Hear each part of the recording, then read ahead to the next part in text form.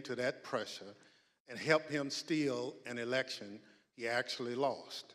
Today, we'll tell the story of how the pressure campaign also targeted the federal agency charged with enforcement of our laws, the Department of Justice. We already covered part of Mr. Trump's effort. We heard from Attorney General Bill Barr tell the story in the committee about the baseless claims Mr. Trump wanted the Justice Department to investigate, and that Mr. Barr will hear from Jeffrey Rosen, the person Mr. Trump appointed to run the Justice Department after Attorney General Barr resigned. We'll hear from other senior Justice Department officials also.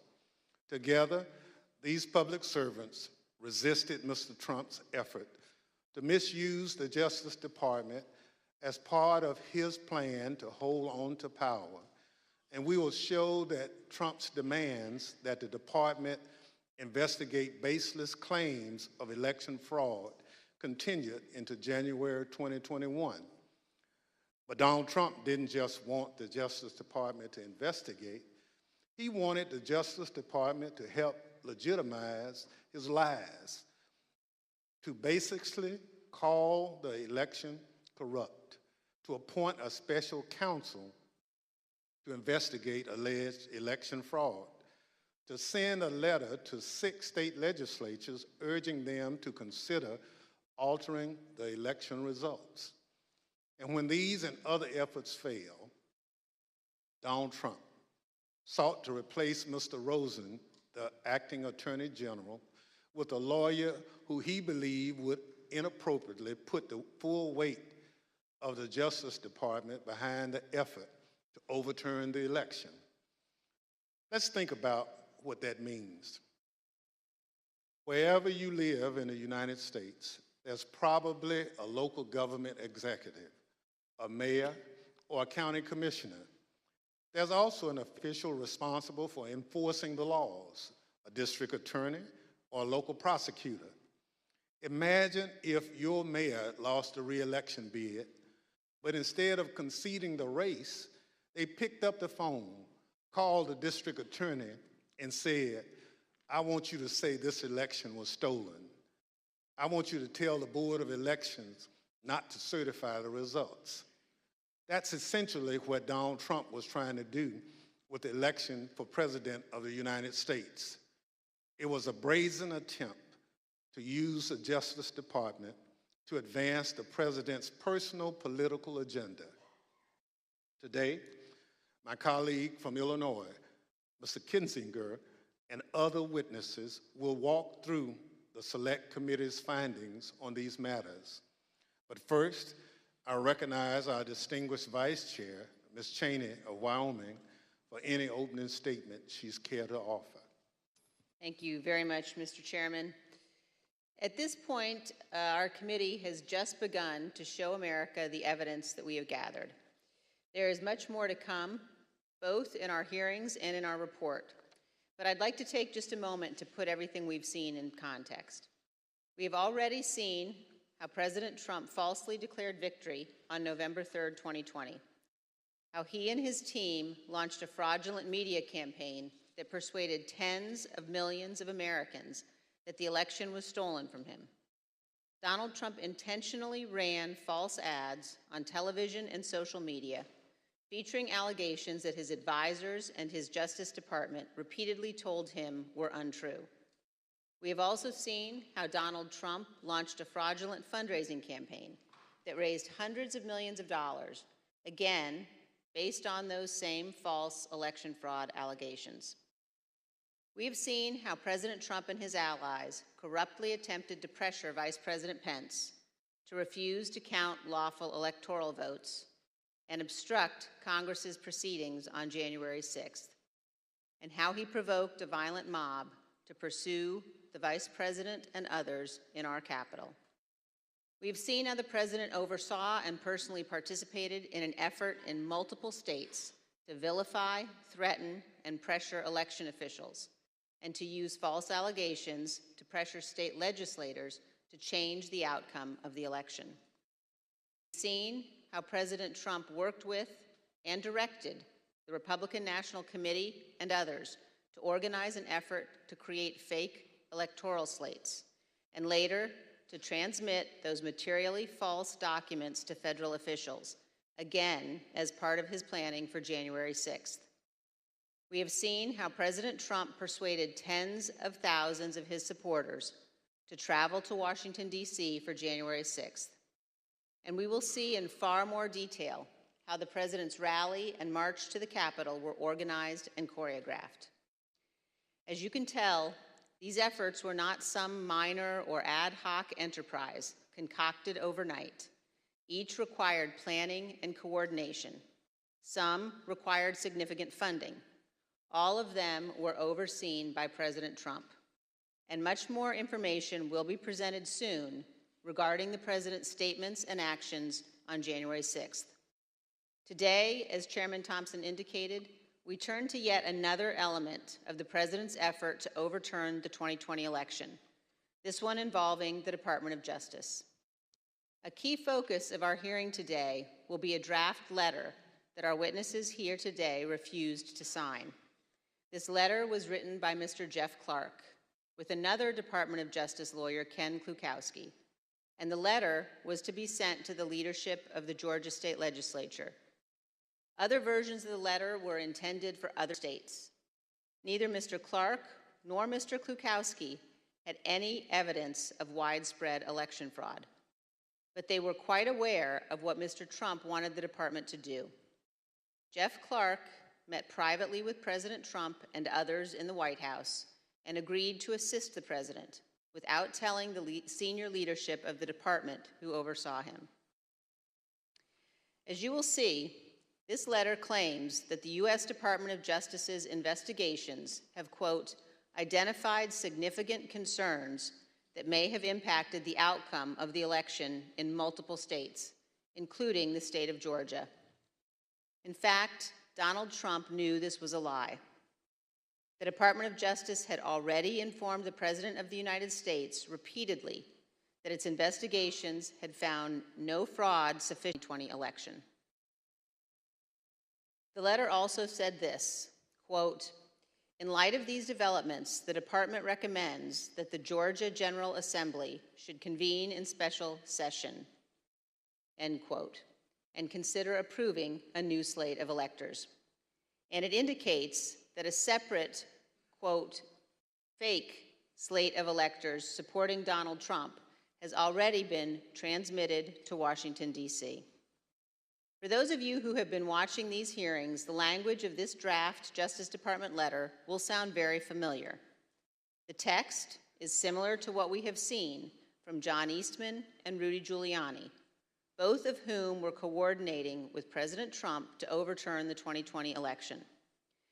When one of our witnesses today, Mr. Donahue, first saw this draft letter, he wrote this, quote, this would be a grave step for the department to take, and it could have tremendous constitutional, political, and social ramifications for the country, end quote. This committee agrees.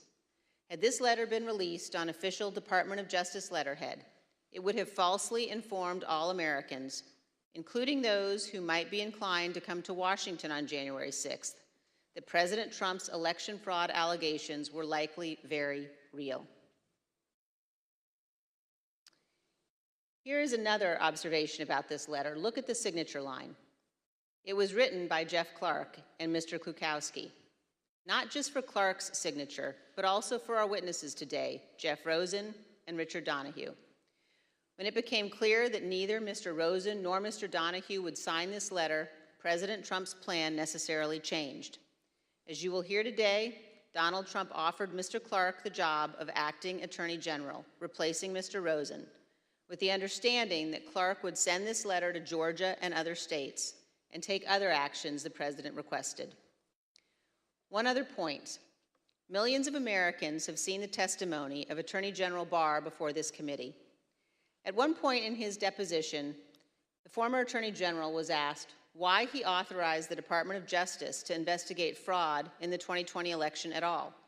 Why not just follow the regular course of action and let the investigations occur much later in time, after January 6th? Here's what he said. felt the responsible thing to do was to be in a position to have a view as to whether or not there was fraud. And frankly, I think the fact that I put myself in the position that I could say that we had looked at this and didn't think there was fraud was really important to moving things forward.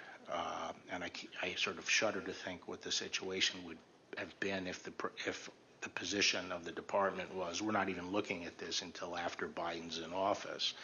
I'm not sure we would have had a transition at all. I want to thank each of our witnesses before us today for your role in addressing and rebutting the false allegations of fraud at the root of January 6th. And thank you for standing up for the Constitution and for the rule of law. Of course, not all public officials behaved in the honorable way our witnesses did.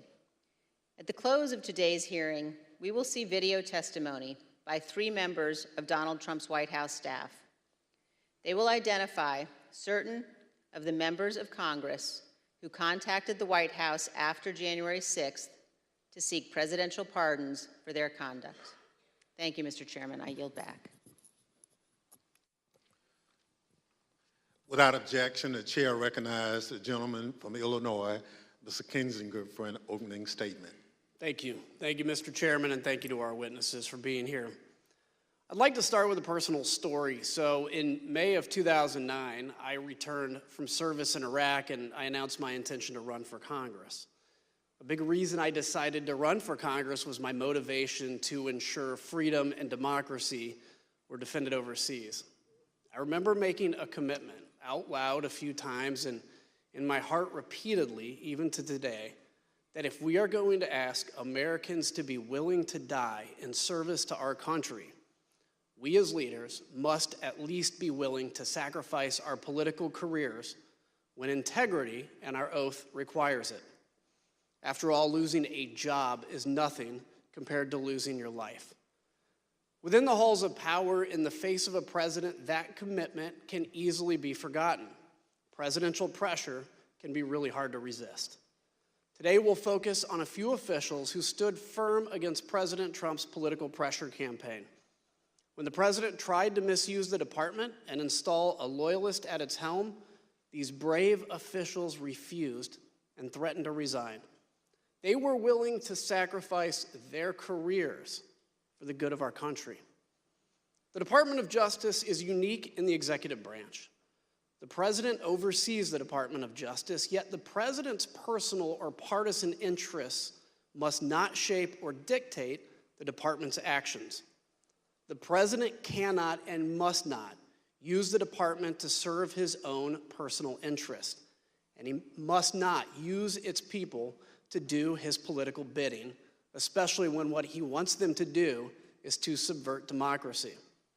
The president cannot pervert justice nor the law to maintain his power. Justice must, both in fact and law, be blind. That is critical to our whole system of self-governance. During this hearing, you'll hear time and time again about the president's request to investigate claims of widespread fraud. Our witnesses, Mr. Rosen, Mr. Donahue, and Mr. Engel, stood firm in the face of overbearing political pressure because they understood that their oath was to the Constitution and not to the personal or political interests of the president. The president and his allies became keenly aware that with legal challenges exhausted and electoral votes certified, their only hope would be a last-ditch scheme to prevent Congress from certifying the win, thus throwing the entire system into constitutional chaos. The president wanted the department to sow doubt in the legitimacy of the election, to empower his followers and members of Congress to take action. If the department could just lend its credibility to the conspiracies, people would have the justification they needed to spread the big lie. So President Trump ultimately wanted the Department of Justice to say the election was, quote, corrupt, and, quote, leave the rest to me and the Republican congressmen. As you will hear today, the department's top leadership refused. Not surprisingly, President Trump didn't take no for an answer. He didn't accept it from Attorney General Barr, and he wouldn't accept it from Mr. Rosen either. So he looked for another Attorney General, his third in 2 weeks. He He needed to find someone who was willing to ignore the facts. That is not the norm. Let's look at what attorneys general, Democrats and Republicans alike, have said about upholding their oath to the Constitution. Attorney General ultimately owes his loyalty to the integrity of the American people and to the fidelity to the Constitution and the legitimate laws of the country. That's what he's ultimately required to do. I will be an independent Attorney General. I will be the people's lawyer. If, however, there were an issue that I thought were that significant that would compromise my ability to serve as Attorney General in the way that I have described, that as the people's lawyer, I would not hesitate to resign. As you and I discussed, if the President proposed to undertake a course of conduct that was in violation of the Constitution, that would present me with a difficult but not a complex problem. I would have two choices. I could either try to talk him out of it or leave. Those are the choices. The Attorney General's position as a cabinet member is perhaps unique from all of the cabinet members. Yes, a member of the President's cabinet, but the Attorney General has a unique responsibility to provide independent and objective advice to the President or any agency when it is sought, and sometimes perhaps even when it is not sought. Everyone in that video, from Eric Holder to Jeff Sessions, spoke as one about the independence of the department. It's a point of pride at Justice to apply the law without the President's political self-interests tainting its actions or dictating how it uses its authorities. But President Trump did find one candidate at Justice who seemed willing to do anything to help him stay in power. Let's hear what President Trump's own lawyer, Eric Hirschman, had to say about Jeff Clark's plan to overturn the election. I'd like to advise viewers this video contains some strong language. And when he finished discussing what he planned on doing, I said, good fucking, effing a-hole. Congratulations, you just admitted a first step or act you take as Attorney General would be committing a felony and violating Rule 6C. You're clearly the right candidate for this job. So who's Jeff Clark? An environmental lawyer with no experience relevant to leading the entire Department of Justice. What was his only qualification? That he would do whatever the President wanted him to do, including overthrowing a free and a fair democratic election. President Trump's campaign to bend the Justice Department to his political will culminated in a showdown on January 3rd. Today, we will take you inside that early evening Oval Office meeting where top Justice Department officials met with the President. At stake, the leadership and integrity of the Department of Justice. The meeting took about another 2.5 hours from the time I entered. It was entirely focused on whether there should be a DOJ leadership change. I was sitting directly in front of the President. Jeff Rosen was to my right, Jeff Clark was to my left. He looked at me and underscored, well, the one thing we know is you're not going to do anything. You don't even agree that the concerns that are being presented are valid. And here's someone who has a different view. So well, why shouldn't I do that? You know, that's how the discussion then proceeded. Jeff Clark was proposing that Jeff Rosen be replaced by Jeff Clark. And I thought the proposal was asinine. What were Clark's purported bases for why it was in the President's interest for him to step in? What would he do? How would things change, according to Mr. Clark in the meeting? He repeatedly said to the President that if he was put in the seat, he would conduct real investigations that would, in his view, uncover widespread fraud. He would send out the letter that he had drafted, and that this was a last opportunity to sort of set things straight with this defective election, and that he could do it, and he had the intelligence and the will and the desire to pursue these matters in the way that the President thought most appropriate. And he was making a pitch, and every time he would get clobbered over the head, he would say like, like a call to order, the president's your decision, you get the chance to make this decision, and you've heard everybody and you can make your determination. And then we jump back in and, really clobber him. I made the point that Jeff Clark is not even competent to serve as the Attorney General.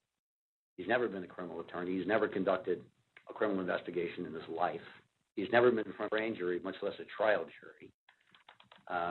And he kind of retorted by saying, well, I've done a lot of very complicated appeals and civil litigation, environmental litigation, and things like that. And I said, that's right, you're an environmental lawyer. How about you go back to your office and we'll call you when there's an oil spill. And Pat Cipollone weighed in at one point, I remember saying, that letter that this guy wants to send, that letter is a murder-suicide pact. It's going to damage everyone who touches it. And we should have nothing to do with that letter.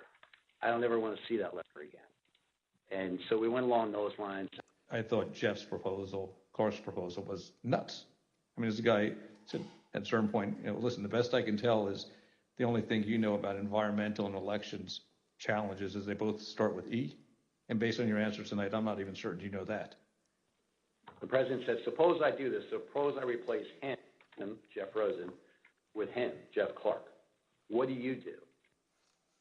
Well, we know these men before us did the right thing.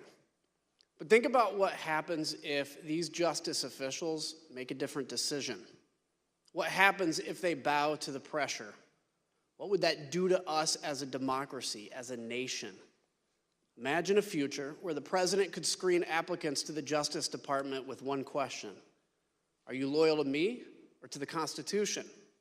And it wouldn't take long to find people willing to pledge their loyalty to the man.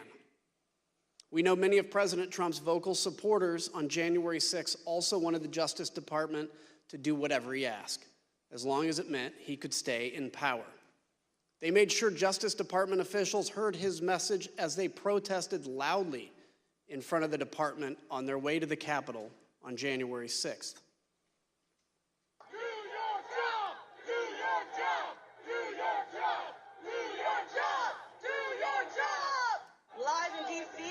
To the Capitol. We are at the Department of Justice right now telling these cowards to do their job. We're going to take the Capitol.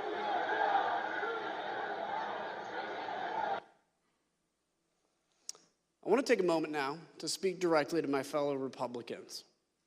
Imagine the country's top prosecutor with the power to open investigations, subpoena, charge crimes, and seek imprisonment. Imagine that official pursuing the agenda of the other party instead of that of the American people as a whole.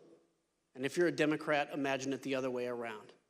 Today, President Trump's total disregard for the Constitution and his oath will be fully exposed. Now let's get this hearing underway so we can do our part to protect the freedoms that we often take for granted, so that we can see how close we came to losing it all. I now yield back to the chairman. We're joined today by three distinguished witnesses who each served in the Trump administration in the months preceding January 6th. Mr. Jeffrey Rosen served at the Department of Justice from May 2019 until January 2021. With President Trump's nomination and the confirmation of the United States Senate, he became the United States Deputy Attorney General. In December 2020, he took the mantle of Acting Attorney General. Mr. Richard Donahue has served in the Department of Justice for over 14 years. Mr. Donahue was a United States Attorney for the Eastern District of New York, then became Mr. Rosen's Principal Associate Deputy Attorney General, and finally, Acting Deputy Attorney General. Mr. Donahue also served more than 20 years in the United States military, including the 82nd Airborne and the Judge Advocates General Corps.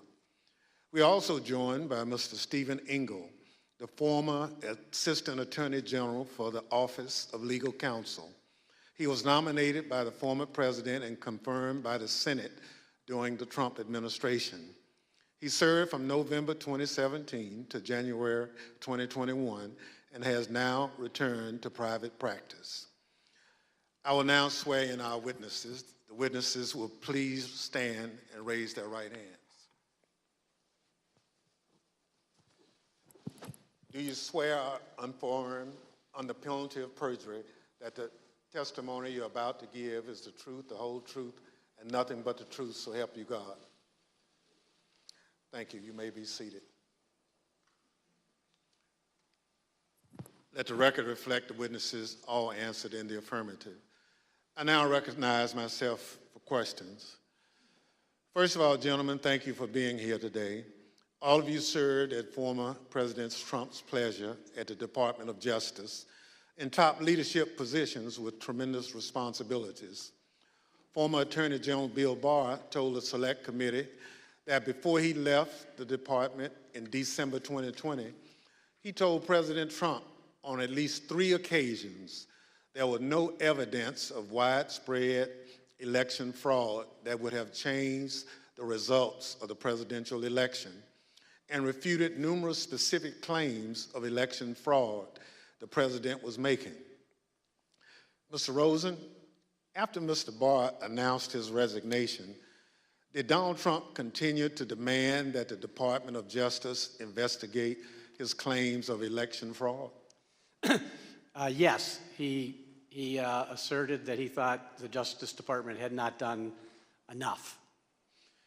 Thank you. From the time you took over from Attorney General Barr until January 3rd, how often did President Trump contact you or the department to push allegations of election fraud?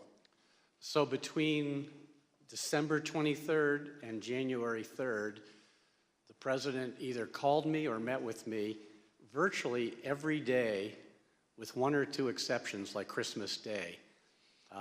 And before that, because I had been announced that I would become the acting Attorney General before the date I actually did, the president had asked that Rich Donahue and I go over and meet with him, I believe on December 15th as well. So after you had some of these meetings and conversations with the president, what things did the president raise with you? So the common element of all of this was the president expressing his dissatisfaction that the Justice Department, in his view, had not done enough to investigate election fraud. But at different junctures, other topics came up at different intervals. So at one point, he had raised the question of having a special counsel for election fraud. At a number of points, he raised requests that I meet with his campaign counsel, Mr. Giuliani. At one point, he raised the whether the Justice Department would file a lawsuit in the Supreme Court. At a couple of junctures, there were questions about making public statements or about holding a press conference. One of the later junctures was this issue of sending a letter to state legislatures in Georgia or other states. And so there were different things raised at different parts of, or different intervals, with the common theme being his dissatisfaction about what the Justice Department had done to investigate election fraud.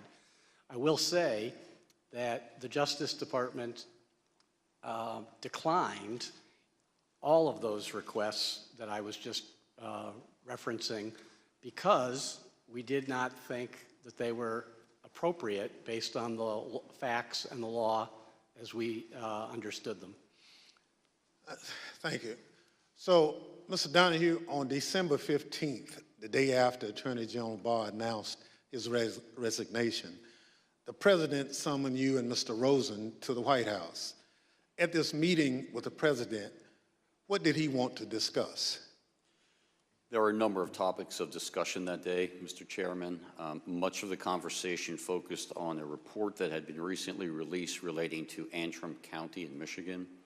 I believe on December 13th, an organization called the Allied Security Group issued a report that alleged that the Dominion voting machines in that county had a 68% error rate. The report was widely covered in the media. We were aware of it. We obtained a copy of it on the 14th of December, the day prior.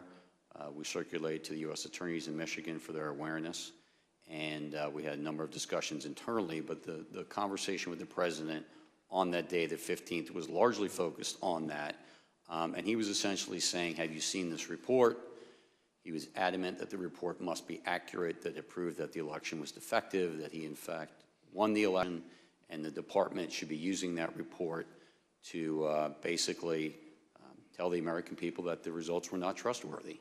And he went on to other theories as well, but the bulk of that conversation on December 15th focused on Antrim County, Michigan, and the ASOG report. Thank you. Mr. Engel, we know that Attorney General Barr announced on December 1st, 2020, that the Department of Justice had found no evidence of widespread fraud that could have changed the outcome of the election. So from December 1st, 2020 until today, as you sit here, have you ever doubted that top line conclusion? No, I've never had any reason to doubt Attorney General Barr's conclusion. Thank you. Pursuant to Section 5C8 of House Resolution 503, the chair now recognizes the gentleman from Illinois, Mr. Kinzinger, for questions. Thank you, Mr. Chairman. In the weeks leading to January 6th, the Department of Justice was fielding almost daily requests from the president to investigate claims of election fraud. Each claim was refuted time and time again, an effort Attorney General Barr described as whack-a-mole. When each of the president's efforts failed, he resorted to installing a new attorney general to say the election was illegal and corrupt, simply so he could stay in power. President Trump started leaning on the Justice Department the first chance he got.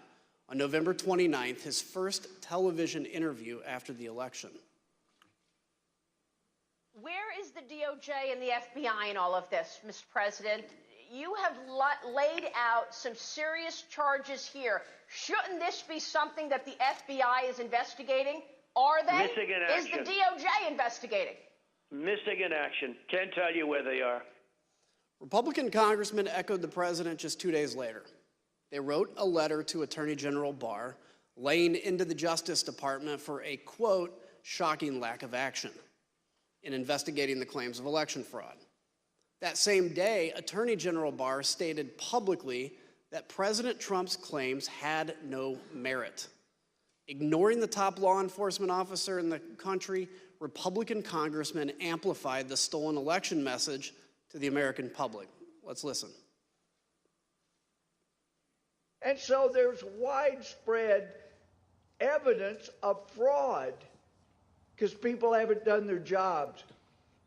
Durham and Barr will deserve a big notation in history when it's written of the rise and fall of the United States if they don't clean up this mess, clean up the fraud, do your jobs, and save this little experiment in self-government. Again, I join my colleagues in calling on Attorney General Barr to immediately let us know what he's doing. We're already working on challenging the certified electors. And now what about the courts? How pathetic are the courts? January 6th, I'm joining with the fighters in the Congress, and we are going to object to electors from states that didn't run clean elections. Democracy is left undefended if we accept the result of a stolen election without fighting with every bit of vigor we can muster. The ultimate date of significance is January 6th. This is how the process works. The ultimate arbiter here, the ultimate check and balance is the United States Congress. And when something is done in an unconstitutional fashion, which happened in several of these states, we have a duty to step forward and have this debate and have this vote on the 6th of January. Today is the day American patriots start taking down names and kicking ass. Mr. Donahue, on December 27th, you had a 90-minute conversation with the president where he raised false claim after false claim with you and Mr. Rosen. How did you respond to what you called a, quote, stream of allegations? The December 27th conversation was, in my mind, an escalation of the earlier conversations. As the former acting AG indicated, there were a lot of communications that preceded that. As we got later in the month of December, the president's entreaties became more urgent. He became more adamant that we weren't doing our job. We need to step up and do our job.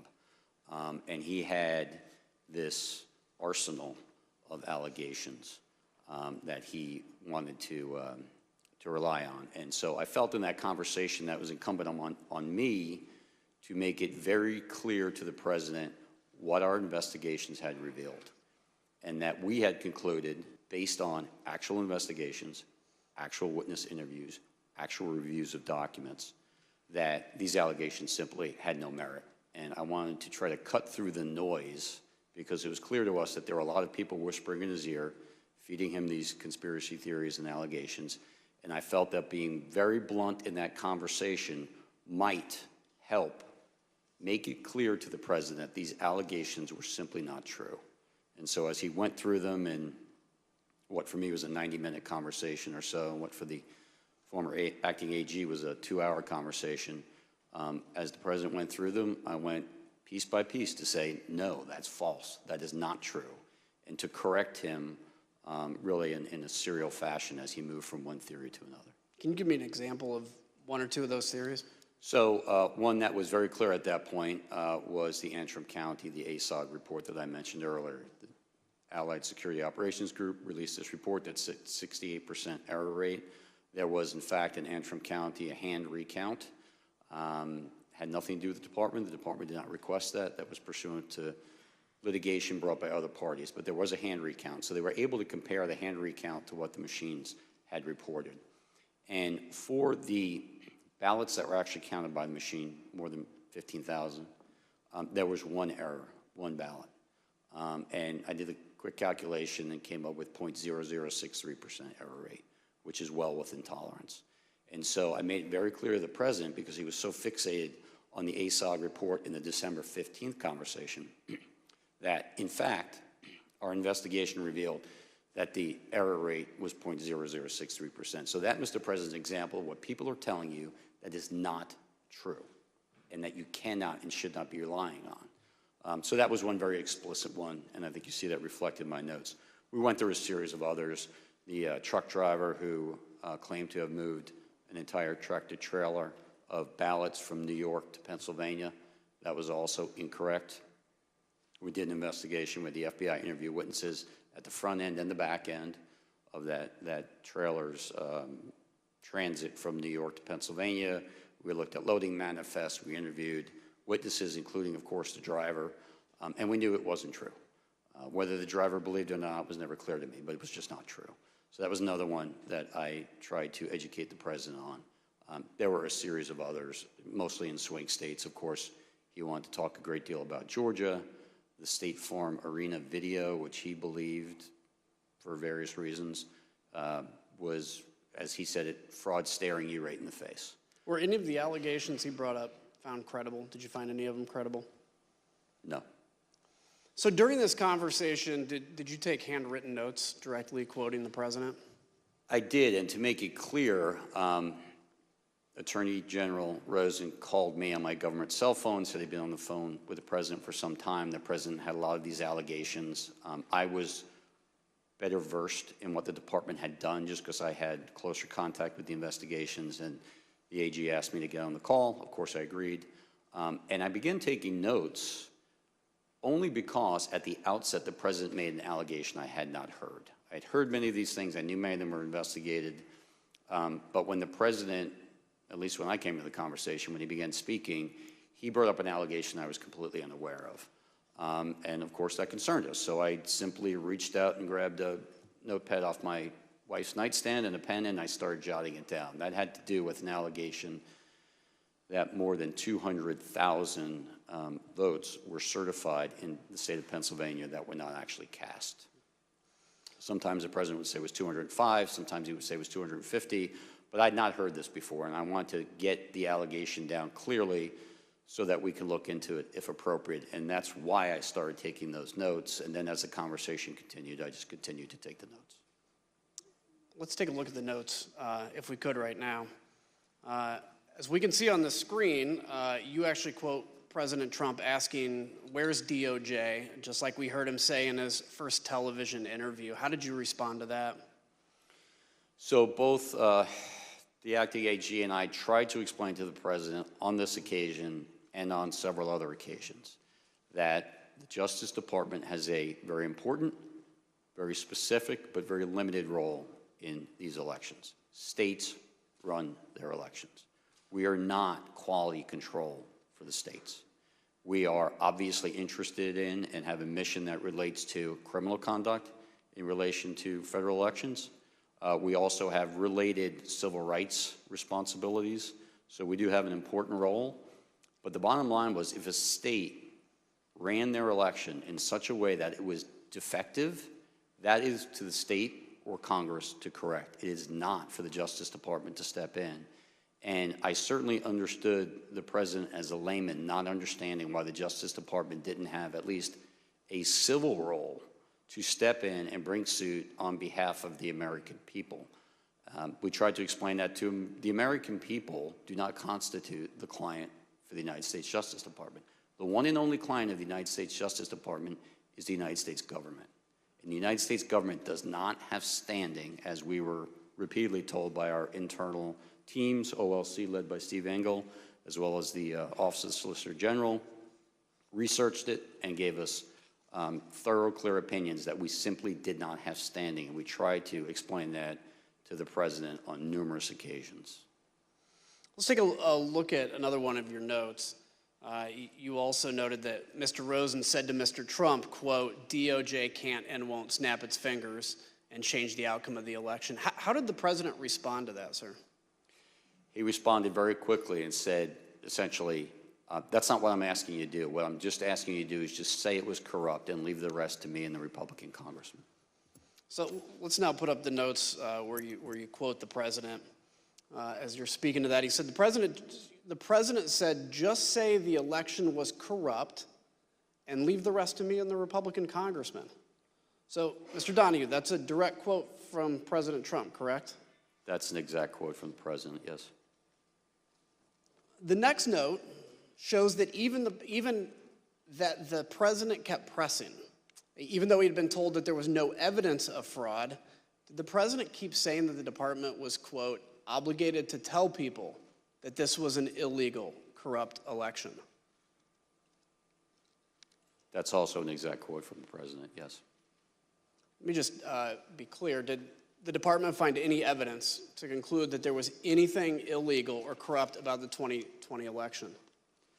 There were isolated instances of fraud.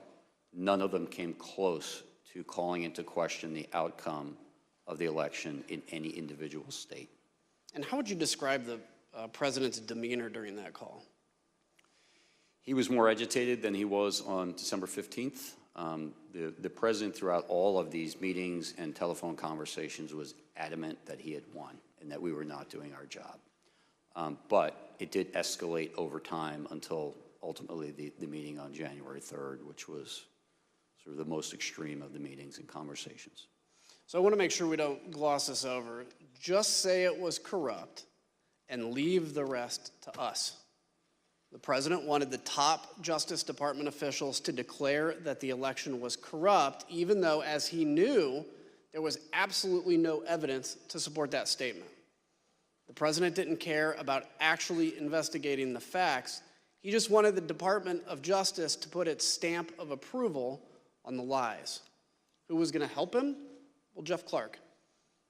Mr. Rosen, on Christmas Eve, your first official day as the acting attorney general, President Trump called you. What did he want to talk about? The same things he was talking about publicly. He wanted to talk about that he thought the election had been stolen or was corrupt, and that there was widespread fraud. And I had told him that our reviews had not shown that to be the case. So we had an extended discussion, probably 15, maybe 20 minutes, something like that. with him urging that the Department of Justice should be doing more with regard to election fraud. Did he mention Jeff Clark's name? Yes. It was just in passing. He made what I regarded as a peculiar reference. I don't remember the exact quote, but it was something about, did I know Jeff Clark, or did I know who he was, or something like that. And I told him I did, and then the conversation just moved on. But when I hung up, I was quizzical as to, how does the president even know Mr. Clark? I was not aware that they had ever met or that the president had been involved with any of the issues in the civil division. So it was a bit of a surprise when he brought his name up? Yes. So Mr. Clark was the acting head of the civil division and head of environmental and natural resources division at the Department of Justice. Do either of those divisions have any role whatsoever in investigating election fraud, sir? No. And to my awareness, Jeff Clark had no prior involvement of any kind with regard to the work that the department was doing that Attorney General Barr has talked about to this committee. So let's take a minute and explain why the president mentioned Jeff Clark's name to Mr. Rosen here on Christmas Eve. On December 21st, some Republican members of Congress met with President Trump in the White House to talk about overturning the 2020 election. Let's hear Representative Marjorie Taylor Greene talk about how this meeting got set up. I was the only new member at the meeting. I called President Trump on Saturday and said, we've got to have a meeting. There's many of us that feel like this election has been stolen. So on the screen, you'll see that President Trump's Chief of Staff, Mark Meadows, tweeted about that meeting right after it happened. He said, quote, "Several members of Congress just finished a meeting in the Oval Office with President Donald Trump, preparing to fight back against mounting evidence of voter fraud. Stay tuned." On the same day he met with these Republican members of Congress, President Trump called into a conservative political convention, and he used the opportunity to pressure the Department of Justice to investigate his bogus claims. The problem is we need a party that's going to fight, and we have some great congressmen and women that are doing it, and we have others, some great fighters, but we won this in a landslide. They know it, and we need backing from, like, the Justice Department, and other people have to finally step up. The Select Committee obtained records from the National Archives that show that Scott Perry was one of the congressmen who joined that meeting. We learned from White House records that you'll now see on the screen that the very next day, Representative Perry returned to the White House. This time he brought a Justice Department official named Jeffrey Clark. Representative Perry provided the following statement to his local TV affiliate. He said, quote, "Throughout the past 4 years, I've worked with Assistant Attorney General Clark on various legislative matters. When President Trump asked if I would make an introduction, I obliged." But why Jeff Clark? Let's the kind of person that he and the president wanted at the top of justice. I remember ever recommending to anybody that Mr. Clark, meaning Jeffrey Clark at DOJ, be given election-related responsibilities.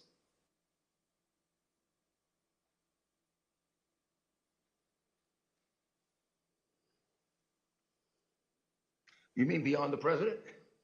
Correct.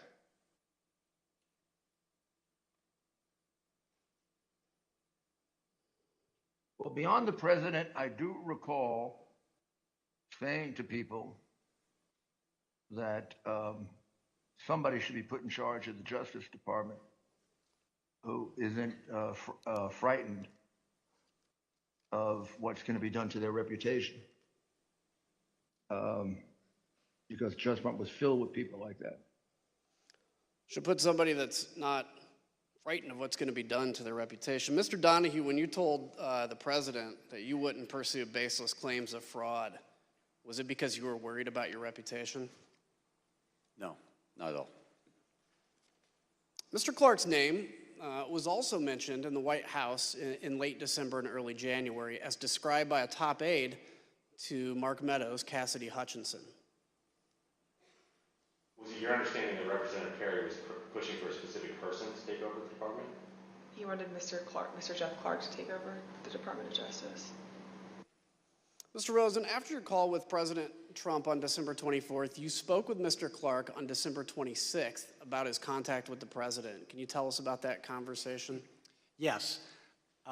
Because I had been quizzical about why his name had come up, I called him and I tried to explore if he would share if there was something I ought to know.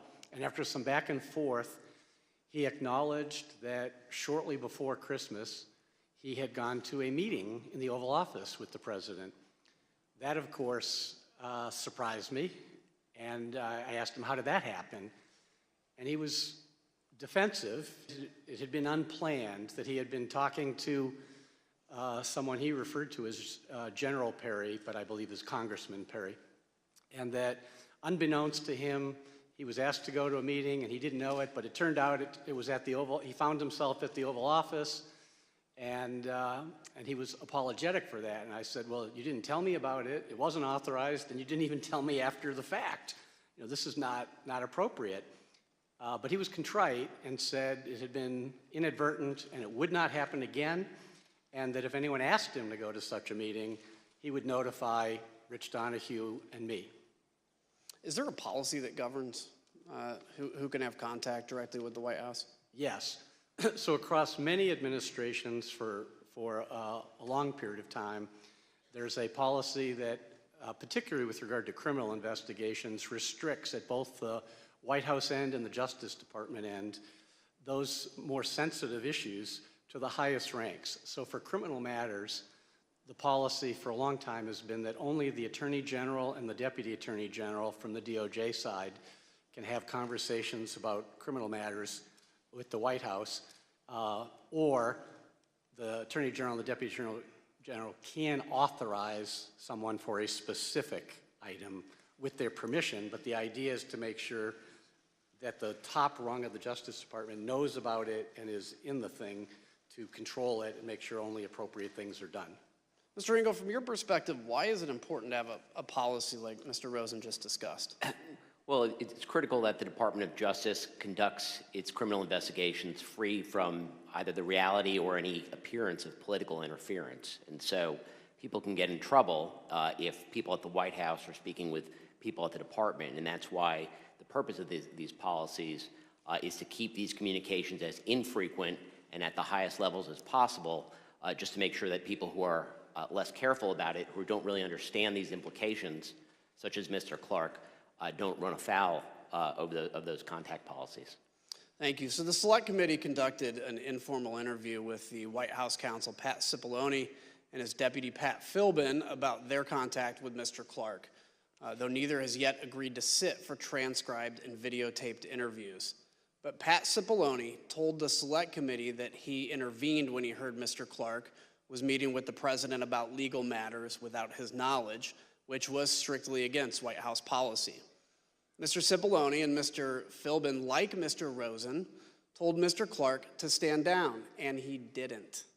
On the same day, Acting Attorney General Rosen told Mr. Clark to stop talking to the White House, Representative Perry was urging Chief of Staff Mark Meadows to elevate Clark within the Department of Justice.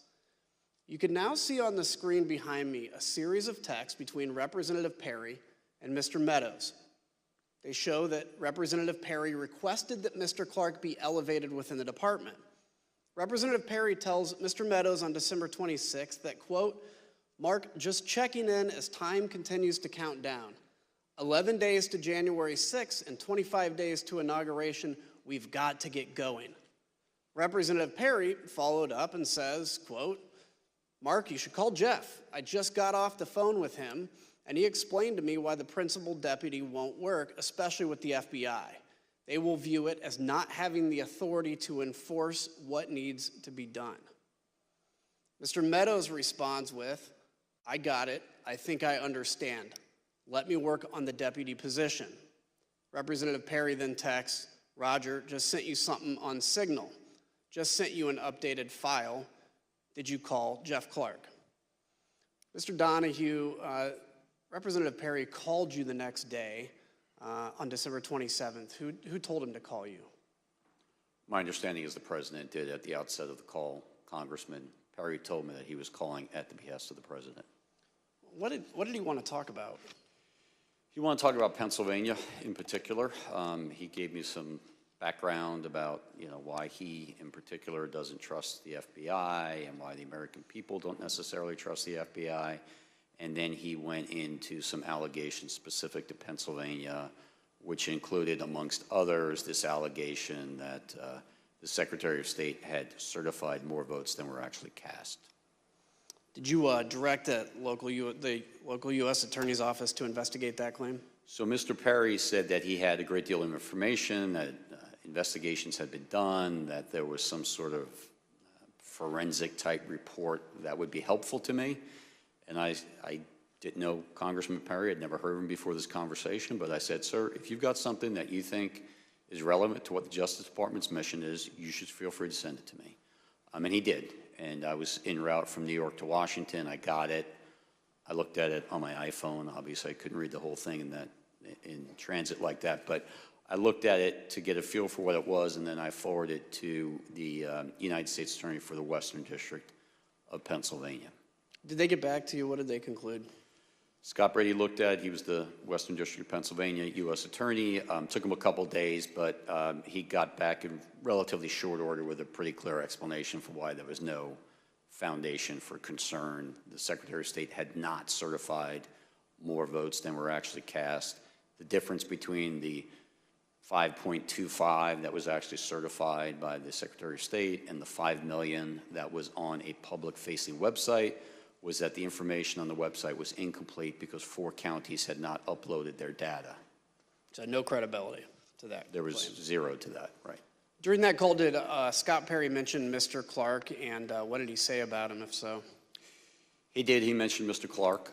He said something to the effect of, I think Jeff Clark is great, and I think he's the kind of guy who could get in there and do something about this stuff.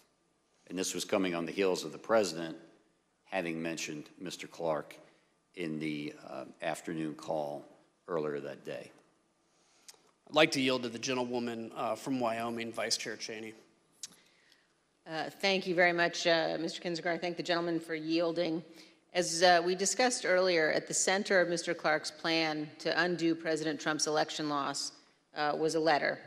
Mr. Donahue, on December 28th, Mr. Clark emailed you and Mr. Rosen a draft letter that he wanted you to sign and send to Georgia state officials. You testified that this could have, quote, grave constitutional consequences. Mr. Donahue, can you tell us what you meant by that? Well, I had to read both the email and the attached letter twice to make sure I really understood what he was proposing because it was so extreme to me. I had a hard time getting my head around it initially. But I read it and I did understand it for what he intended, and I had to sit down and sort of compose what I thought was an appropriate response. I actually initially went next door to the acting AG's office, but he was not there. We were both on that email. I knew we would both have probably a very similar reaction to it. He was not in his office, so I returned to my office and I sat down to draft a response because I thought it was very important to give a prompt response rejecting this out of hand. In my response, I explained a number of reasons this is not the department's role to suggest or dictate to state legislatures how they should select their electors. But more importantly, this was not based on fact. This was actually contrary to the facts as developed by department investigations over the last several weeks and months.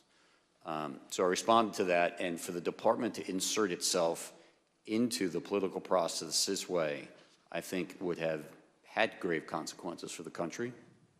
It may very well have spiraled us into a constitutional crisis, and I wanted to make sure that he understood the gravity of the situation because he didn't seem to really appreciate it. And what was Mr. Clark's reaction when you sent this email to him?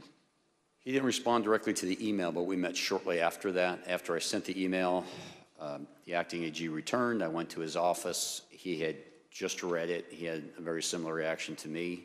He was exasperated, and he told me that he had told one of his administrative assistants to get Jeff Clark up here. We want to talk to him face-to-face about this. And so the three of us then had a meeting, probably around 1800 that night, in the Deputy Attorney General's conference room. And one of the things that you said to Mr. Clark is, quote, "What you are doing is nothing less than the United States Justice Department meddling in the outcome of a presidential election." And I assume you conveyed that to him as well in your meeting that evening?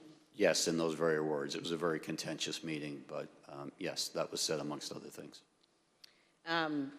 And despite this contentious meeting and your strong reaction to the letter, did Mr. Clark continue to push his concept in the coming days?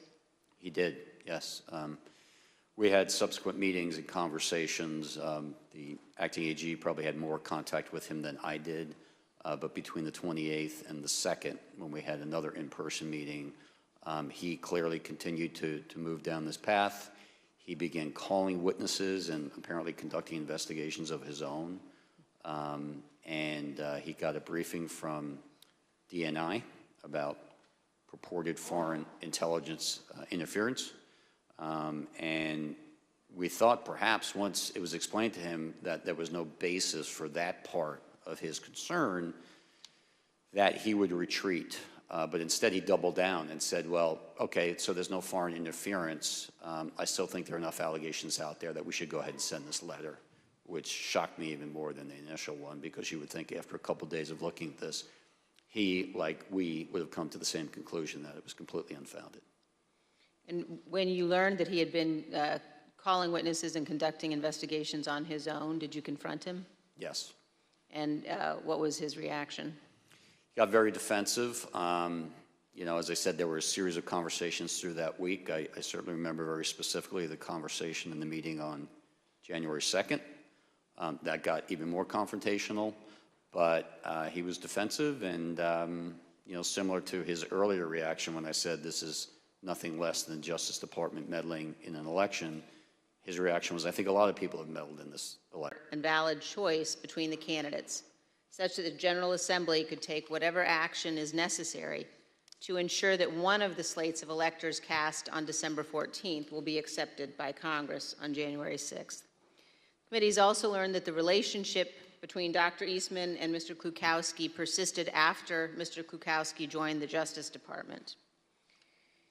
Let's take a look at an email recommending that Mr. Klukowski and Dr. Eastman brief Vice President Pence and his staff. Other recipients of this email included the Chief of Staff to Congressman Louis Gohmert. And the email says, as stated last week, I believe the Vice President and his staff would benefit greatly from a briefing by John and Ken. As I also mentioned, we want to make sure we don't overexpose Ken given his new position. This email suggests that Klukowski was simultaneously working with Jeffrey Clark to draft the proposed letter to Georgia officials to overturn their certified election, and working with Dr. Eastman to help pressure the Vice President to overturn the election. I want to thank all of our witnesses for being here today and for answering our questions about this letter and other issues. We asked Mr. Clark some of the same questions that we've asked you, and here's how he answered. Did you discuss this draft letter to Georgia officials with the President of the United States? Fifth, and executive privilege, again, just restated for the abundance of caution. Okay, if you look again at the draft letter, in the first paragraph, second sentence says, the department will update you as we are able on investigatory progress, but at this time we have identified significant concerns that may have impacted the outcome of the election in multiple states, including the state of Georgia. Isn't that, in fact, contrary to what Attorney General Barr had said on December 1st, 2020? Fifth. Mr. Chairman, I yield back. Mr. Chairman, I reserve. Pursuant to the order of the committee of today, the chair declares the committee in recess for a period of approximately 10 minutes.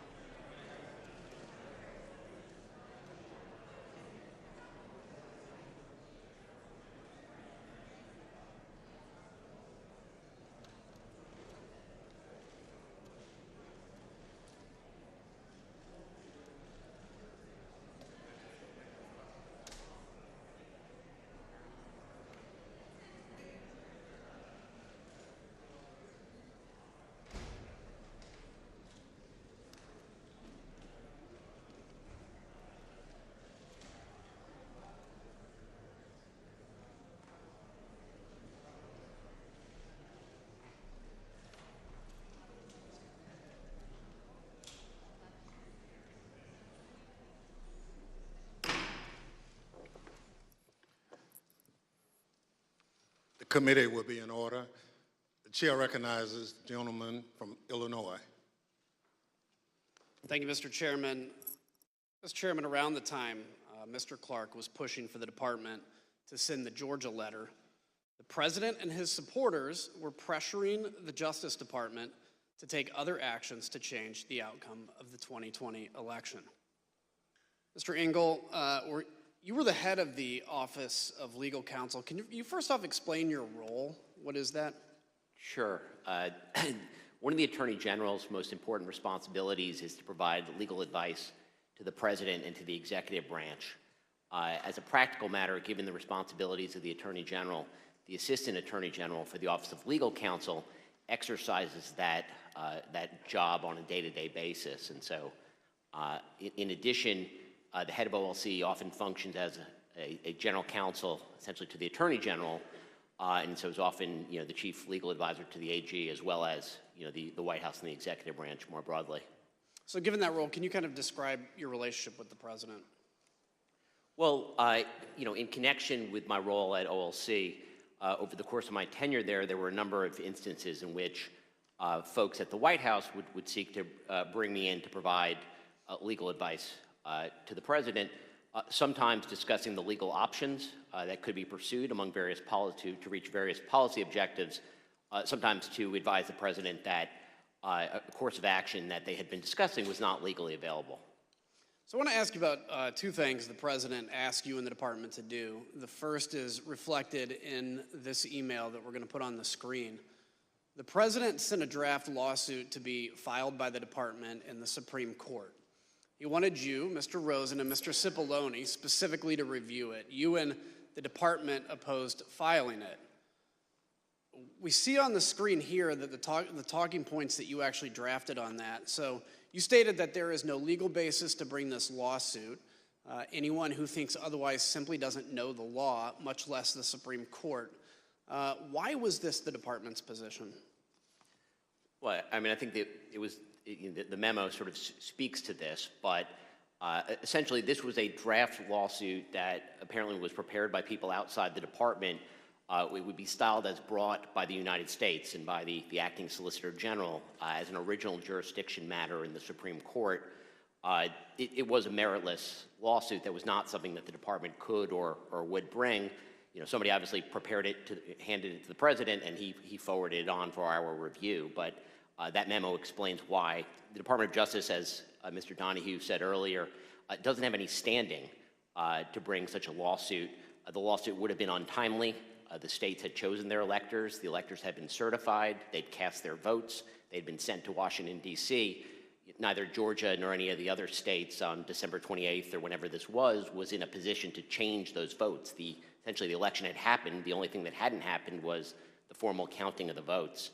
And so obviously, the person who drafted this lawsuit didn't really understand, in my view, the law and or how the Supreme Court works or the Department of Justice. So it was just not something we were going to do. And the acting Attorney General asked me to prepare a memo with talking points so that he could explain our reasons when he spoke with the president about this. So would you say it was an unusual request? It was certainly you said the request that the department file a lawsuit from drafted by outside lawyers was certainly an unusual request. There was another issue you were asked to look into. In mid-December, did the White House ask Attorney General Barr to consider whether a special counsel could be appointed to look into election fraud issues? Yes. I mean, I think the president was probably vocal at the time that he believed that special counsel was something that should be considered to look into election fraud, and there is a specific, request where the Attorney General sought my legal advice in the middle of December. And what was your conclusion? What conclusion did you reach? So this request was whether the Attorney General could appoint as a special counsel a state Attorney General to conduct an investigation. I mean, as a legal matter, under federal law, the Attorney General actually has fairly wide discretion to delegate prosecutorial authority, including to state prosecutors, which happens to assist the department, and not uncommonly, obviously, a state Attorney General exercising prosecutorial authority on behalf of the Department of Justice would be fairly uncommon. When we looked at the issue, what we saw is actually that the state law, the state was Louisiana, that the state law precluded the Louisiana Attorney General from accepting any position, any official position on behalf of the United States government. So that answered the question that it was not legally available. So during your time at the department, was there ever any basis to appoint a special counsel to investigate President Trump's election fraud claims? Well, neither Attorney General Barr nor Acting Attorney General Rosen did appoint a special counsel. You would appoint a special counsel when the department, when there's a basis for an investigation and the department essentially has a conflict of interest. It's important to get someone who's independent outside the department to handle such an investigation. Neither Attorney General Barr nor Acting Attorney General Rosen ever believed that that was appropriate or necessary in this case. In fact, Attorney General Barr had already told the president that there was no need for this special counsel. He actually stated that publicly, and we'll see that here in a video from December 21st. To the extent that there's an investigation, I think that it's being handled responsibly and professionally currently within the department, and to this point I have not seen a reason to appoint a special counsel, and I have no plan to do so before I leave. So remember that December 21st was the same day President Trump met with Republican members at the White House to strategize about how to overturn the election, while his Attorney General is out telling the public, again, that there was no widespread evidence of election fraud. And yet, 2 days later, we have President Trump tweeting, again publicly pressuring the department to appoint a special counsel. He said, quote, "After seeing the massive voter fraud in the 2020 presidential election, I disagree with anyone that thinks a strong, fast, and fair special counsel is not needed immediately. This was the most corrupt election in the history of our country, and it must be closely examined." The Select Committee's investigation revealed that President Trump went as far as to promise the job of special counsel to now discredited former Trump campaign lawyer Sidney Powell at a late-night meeting on December 18th. And then on Friday, he had asked me to be special counsel to address the election issues and to collect evidence, and he was extremely frustrated with the lack of, I would call it, law enforcement by any of the government agencies that are supposed to act to protect the rule of law in our republic. So let's think here, what would a special counsel do? With only days to go until election certification, it wasn't to investigate anything.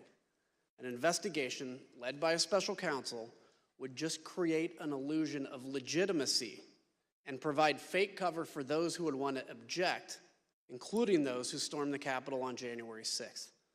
All of President Trump's plans for the Justice Department were being rebuffed by Mr. Rosen, Mr. Donahue, Mr. Engel, and others. The president became desperate entering into the new year with January 6th fast approaching. President Trump rushed back early from Mar-a-Lago on December 31st and called an emergency meeting with the department's leadership. Here's Mr. Donahue describing the last-minute meeting held at the White House on New Year's Eve. The president was a little more agitated than he had been on the meeting, in the meeting on the 15th. He discussed a variety of election matters. He did say, "This sounds like the kind of thing that would warrant appointment of a special counsel." There was a point at which the president said something about, "Why don't you guys seize machines?" Mr. Rosen, the president asked you to seize voting machines from state governments. What was your response to that request? We had seen nothing improper with regard to the voting machines, and I told them that the real experts at that had been at DHS, and they had briefed us that they had looked at it and that there was nothing wrong with the voting machines. And so that was not something that was appropriate to do. So there would be no factual basis to seize machines. Mr. Donahue, I don't think there was legal authority either. Yeah, Mr. Donahue, can you explain what the president did after he was told that the Justice Department would not seize voting machines? The president was very agitated by the acting attorney general's response, And to the extent that machines and the technology was being discussed, the acting Attorney General said that the DHS, Department of Homeland Security, has expertise in machines and certifying them and making sure that the states are operating them properly. And since DHS had been mentioned, the president yelled out to his secretary, "Get Ken Cuccinelli on the phone." And she did in very short order. Mr. Cuccinelli was on the phone. He was the number 2 at DHS at the time. I was on the speakerphone, and the president essentially said, "Ken, I'm sitting here with the acting Attorney General. He just told me it's your job to seize machines, and you're not doing your job." And Mr. Cuccinelli responded. Mr. Rosa, did you ever tell the president that the Department of Homeland Security could seize voting machines? No, certainly not. Mr. Donahue, during this meeting, did the president tell you that he would remove you and Mr. Rosen because you weren't declaring there was election fraud?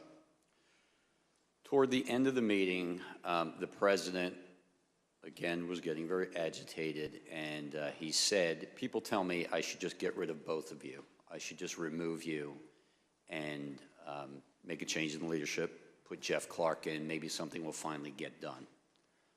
And I responded, as I think I had earlier in the December 27th call, "Mr. President, you should have the leadership that you want, but understand, the United States Justice Department functions on facts, evidence, and law, and those are not going to change. So you can have whatever leadership you want, but the department's position is not going to change." The president's White House counsel, Pat Cipollone, was also present. Do you remember what his position was? Pat was very supportive. Pat Cipollone, throughout these conversations, was extremely supportive of the Justice Department. He was consistent.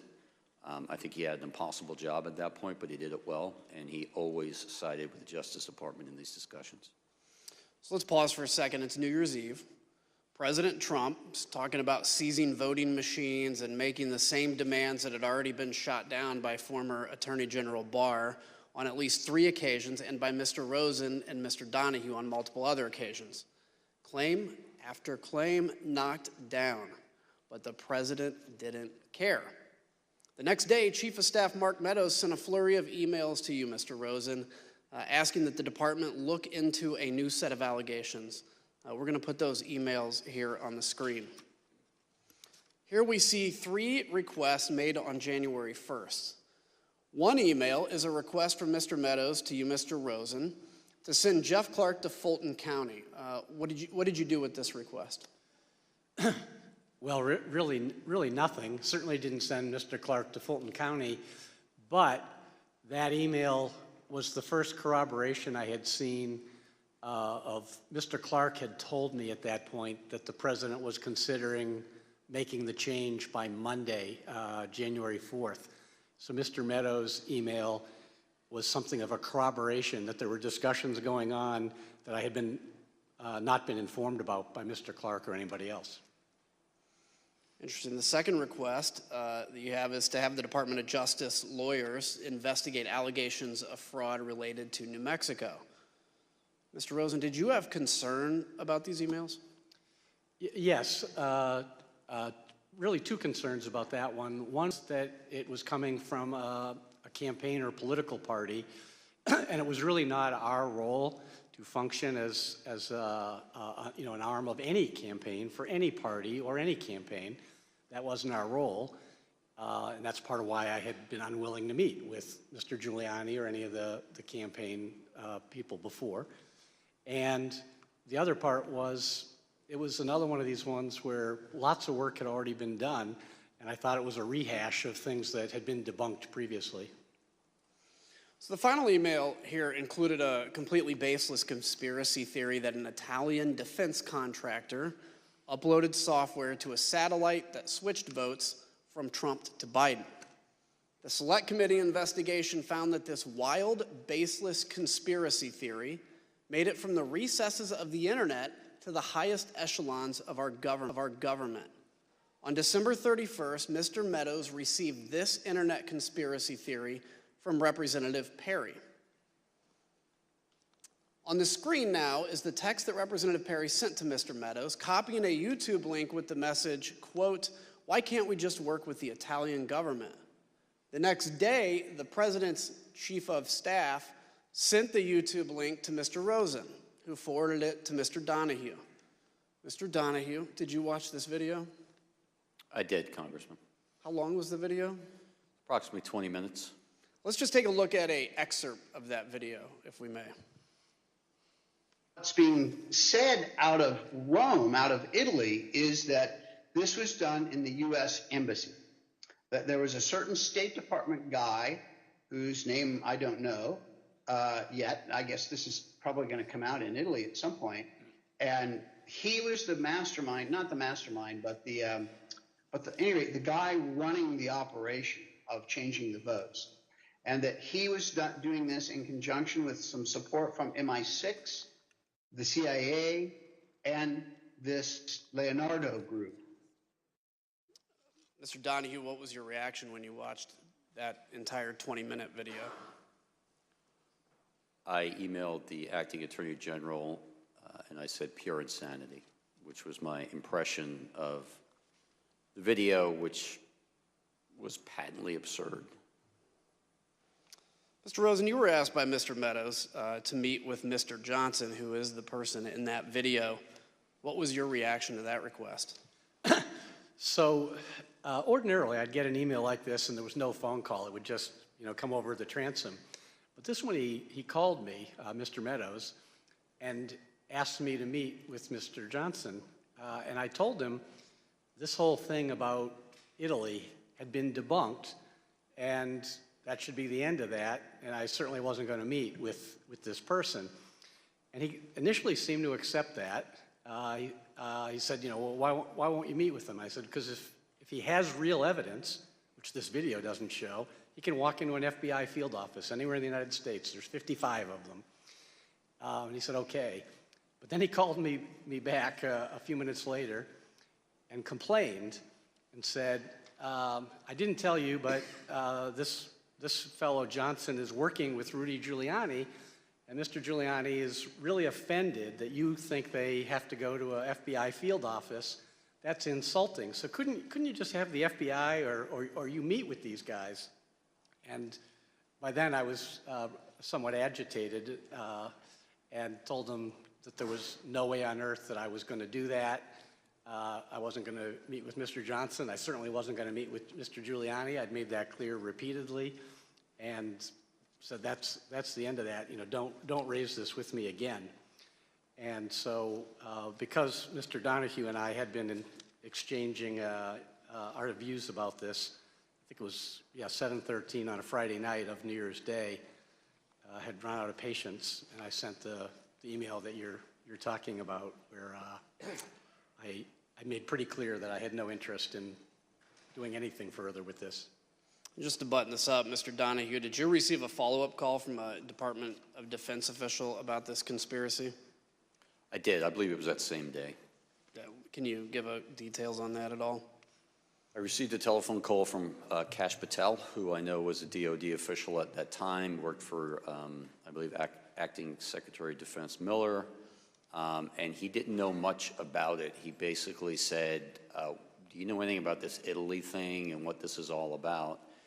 And I informed him that the Chief of Staff had raised the issue with us in his office on December 29th, that we had looked into it a little bit. We had run the name that was provided to us by the Chief of Staff. I learned that that individual was in custody in Italy. He had been arrested for a cyber offense of some sort in Italy. The allegation was that he had been exfiltrating data from his company. He was either an employee or a contractor of that company, and he was in custody. That the whole thing was very, very murky at best, and the video was absurd. But that we the department, were not going to have anything to do with it, and DOD should make up its own mind as to what they're going to do. But I made it clear to him that I didn't think it was anything worth pursuing. She called the video absurd, and despite the absurdity of that conspiracy theory, we learned that Mr. Meadows discussed it frequently in the White House. And Mr. Meadows didn't let the matter go. The request went from the Department of Justice to the Secretary of Defense, Christopher Miller. As you'll hear, Secretary Miller actually reached out to a high-ranking official based in Italy to follow up on this claim. ask for him was, can you call out the defense editor, find out what the heck's going on, because I'm getting all these weird, crazy reports, and probably the guy on the ground knows more than anything. The Select Committee confirmed that a call was actually placed by Secretary Miller to the attaché in Italy to investigate the claim that Italian satellites were switching votes from Trump to Biden. This is one of the best examples of the lengths to which the President Trump would go to stay in power, scouring the internet to support his conspiracy theories shown here, as he told Mr. Donahue in that December 27th call, quote, "You guys may not be following the internet the way I do." President Trump's efforts to this point had failed. Stonewalled by Mr. Rosen and Mr. Donahue, President Trump had only one option. He needed to make Clark acting Attorney General. Mr. Rosen, during a January 2nd meeting with Mr. Clark, did you confront him again about his contact with the president? And if so, can you describe that? So at this point, Mr. Clark had told us the president had asked him to consider whether he would be willing to replace me, supposedly on a timetable by Monday, the 4th. And so I had told Mr. Clark I thought he was making a colossal error in judgment, but I also hoped to persuade him to be more rational and to understood what we had understood, that there's not a factual basis for the fraud assertions that are being made. So at this meeting, Mr. Donahue and I met with Mr. Clark, and I guess my hopes were disappointed in that Mr. Clark continued to express the view that he thought there was fraud, even though he had not been a participant in the department's review of that, and that he was dissatisfied that we knew what we were doing. So, but he had acknowledged that he had had further, I don't know if it was meeting or phone calls or what, but further discussion with the president, despite having, a week earlier said that if he wouldn't do that, and if he did, if he got an invitation to do that, he would let Rich Donahue or me know. So it was a contentious meeting where we were chastising him that he was insubordinate, he was out of line, he had not honored his own representations of what he would do, and he raised again that he thought that letter should go out, and we were not receptive to that. Did he tell you in that the president had offered him the job of acting Attorney General? That was a day later. On the 2nd, he said that the president had asked him to let him know if he'd be willing to take it. Subsequently, he told me that on Sunday the 3rd, he told me that the timeline had moved up and that the president had offered him the job and that he was accepting it. Well, let's ask about that. What was your reaction to that? Well, on the one hand, I wasn't going to accept being fired by my subordinate, so I wanted to talk to the president directly. With regard to the reason for that is I wanted to try to convince the president not to go down the wrong path that Mr. Clark seemed to be advocating. And it wasn't about me. There's only 17 days left in the administration at that point. I would have been perfectly content to have either of the gentlemen on my left or right replace me if anybody wanted to do that.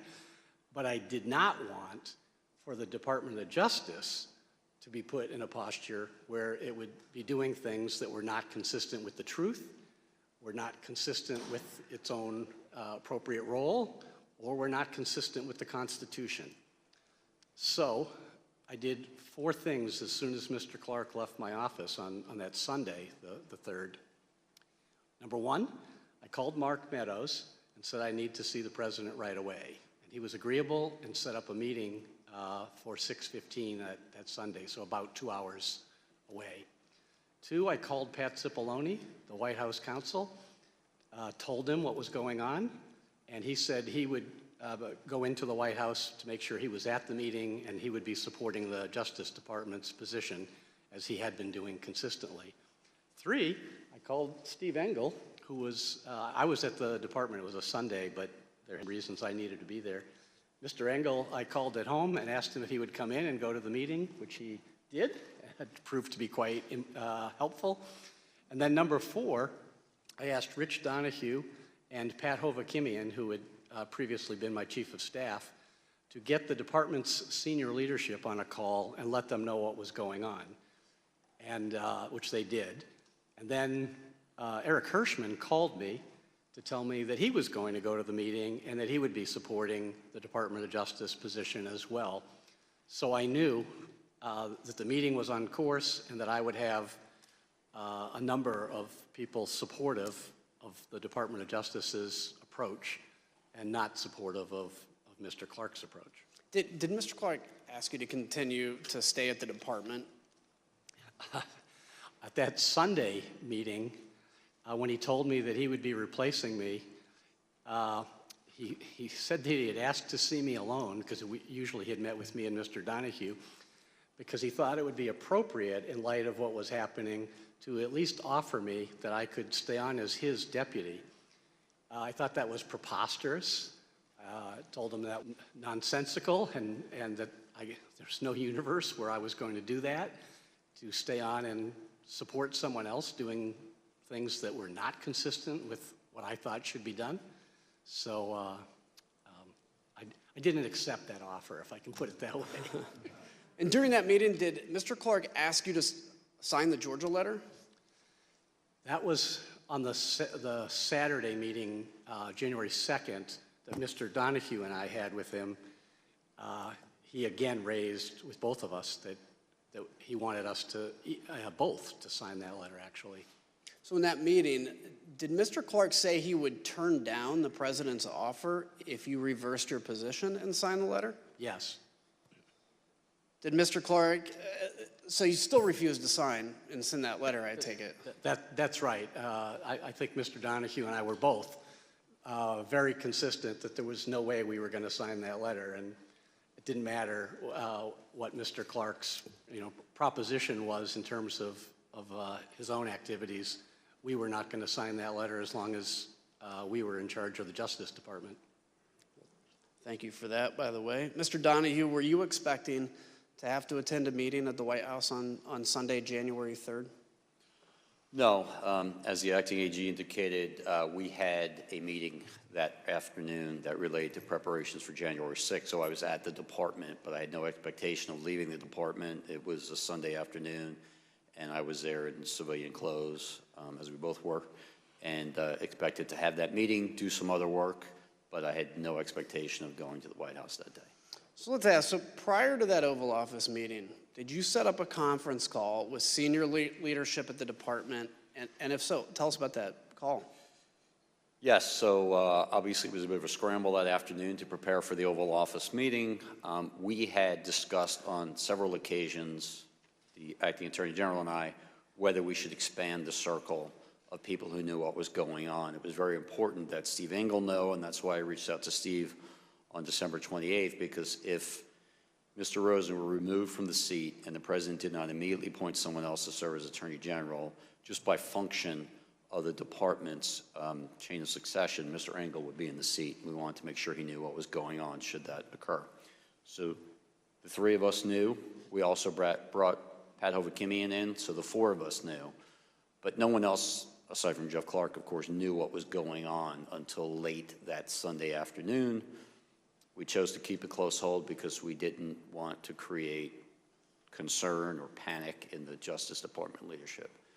But at this point, I asked the acting AG, what else can I do to help prepare for this meeting at the Oval Office? And he said, you and Pat should get the AAGs on the phone, and it's time to let them know what's going on.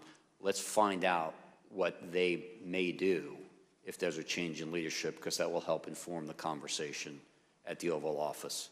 Pat Hovakimian subsequently set up that meeting. We got most, not all, but most of the AAGs on the phone. We very quickly explained to them what the situation was. I told them, I don't need an answer from you right now. I don't need an answer in this phone call, but if you have an answer, I need it in the next few minutes. So call me, email me, text me, whatever it is, if you know what you would do if Jeff Clark is put in charge of the department. And immediately Eric Dryben, who was the AAG of the Civil Rights Division, said, I don't need to think about it. There's no way I'm staying. And then the other AAGs began to chime in turn, and all essentially said they would leave. They would resign en masse if the president made that change in the department leadership. Incredible. I'd like to look at the assistant attorney generals on the screen. If we can pull that up, have their pictures. Did every assistant attorney general you spoke to, as you said, agree to resign? Macon Delrahim was not on the call only because we had some difficulty reaching him. But yes, the other people on the screen were on the call, and all, without hesitation, said that they would resign.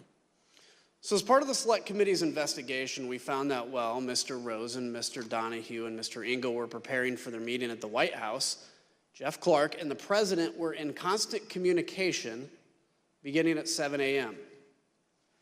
White House call logs obtained by the committee show that by 4:19 p.m. on January 3rd, the White House had already begun referring to Mr. Clark as the acting attorney general. As far as the White House was concerned, Mr. Clark was already at the top of the Justice Department. 2 hours later, DOJ leadership arrived at the White House. The Select Committee interviewed every person who was inside the room during this Sunday evening Oval Office meeting. Mr. Cipollone told the committee that he was, quote, unmistakably angry during the meeting, and that he, along with Eric Hirschman and Mr. Donahue, quote, forcefully challenged Mr. Clark to produce evidence of his election fraud theories. Mr. Rosen, can you describe how that meeting started? Yes. So after some preliminaries, so Mr. Meadows had ushered us all in, and then he left. So Mr. Cipollone did some introductions and things. So after some preliminaries, the president turned to me and he said, well, one thing we know is you, Rosen, you aren't going to do anything. You don't even agree with the claims of election fraud. And this other guy at least might do something.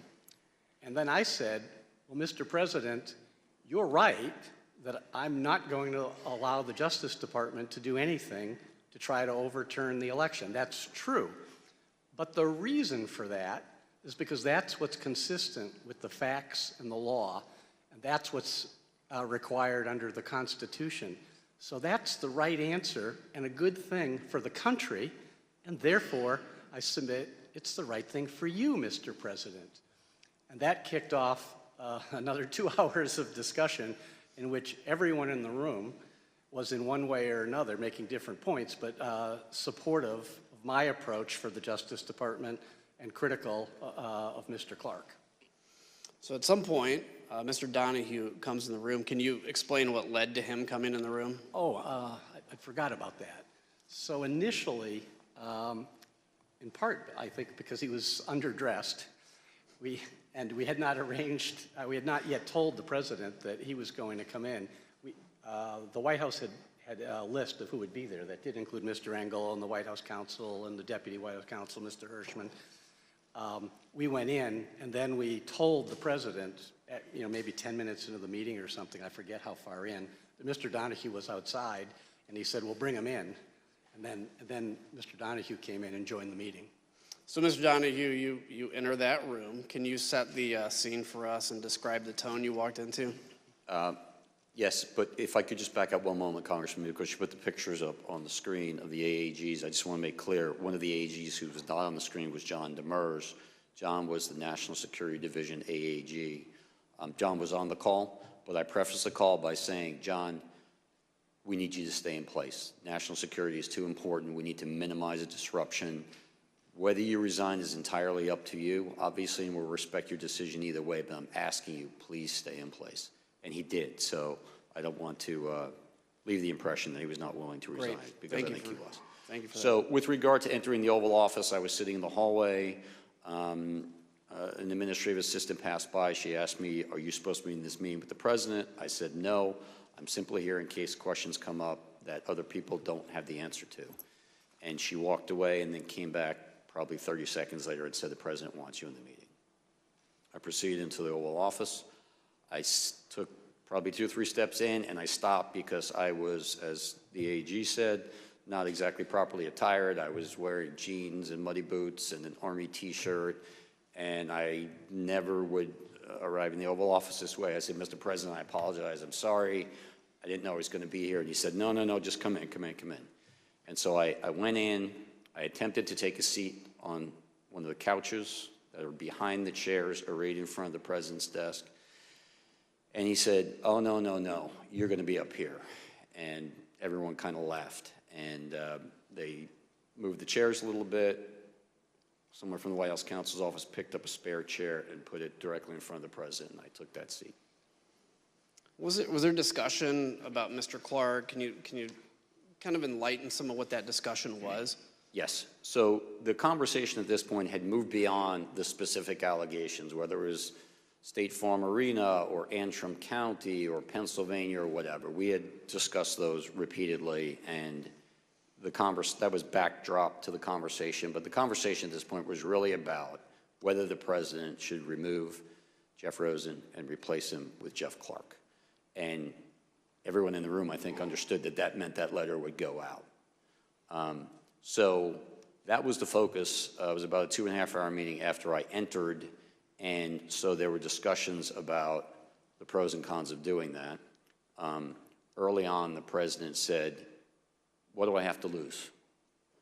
And it was actually a good opening because I said, Mr. President, you have a great deal to lose. And I began to explain to him what he had to lose, and what the country had to lose, and what the department had to lose. And this was not in anyone's best interest. That conversation went on for some time. Everyone essentially chimed in with their own thoughts, all of which were consistent about how damaging this would be to the country, to the department, to the administration, to him personally. And at some point, the conversation turned to whether Jeff Clark was even qualified, competent to run the Justice Department, which in my mind, he clearly was not. And it was a heated conversation. I thought it was useful to point out to the president that Jeff Clark simply didn't have the skills, the ability, and the experience to run the department. And so I said, Mr. President, you're talking about putting a man in that seat who has never tried a criminal case, who's never conducted a criminal investigation. He's telling you that he's going to take charge of the department, 115,000 employees, including the entire FBI, and turn the place on a dime and conduct nationwide criminal investigations that will produce results in a matter of days. It's impossible, it's absurd, it's not going to happen, and it's going to fail. He has never been in front of a trial jury, a grand jury. He's never even been to Chris Wray's office. I said at one point, if you walked into Chris Wray's office, 1, would you know how to get there? And 2, if you got there, would he even know who you are? And do you really think that the FBI is going to suddenly start following your orders? It's not going to happen. He's not competent. And that's the point at which Mr. Clark tried to defend himself by saying, well, I've been involved in very significant civil and environmental litigation. I've argued many appeals in appellate courts and things of that nature. And then I pointed out that, yes, he was an environmental lawyer, and I didn't think that was appropriate background to be running the United States Justice Department.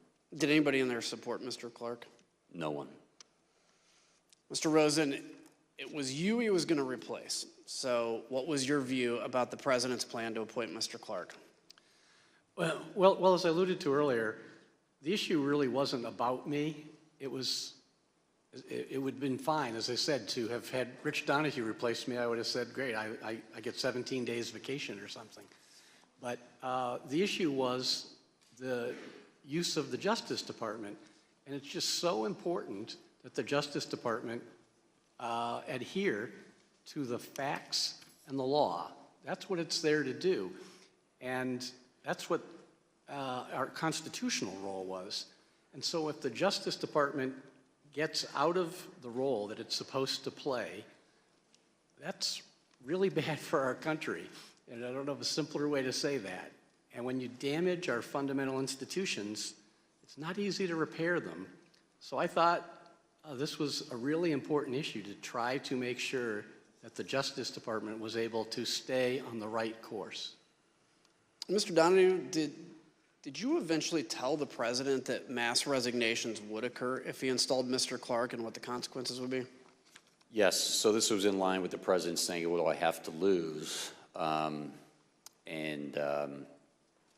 Along those lines, he said, so suppose I replace him, Jeff Rosen, with him, Jeff Clark, what would you do?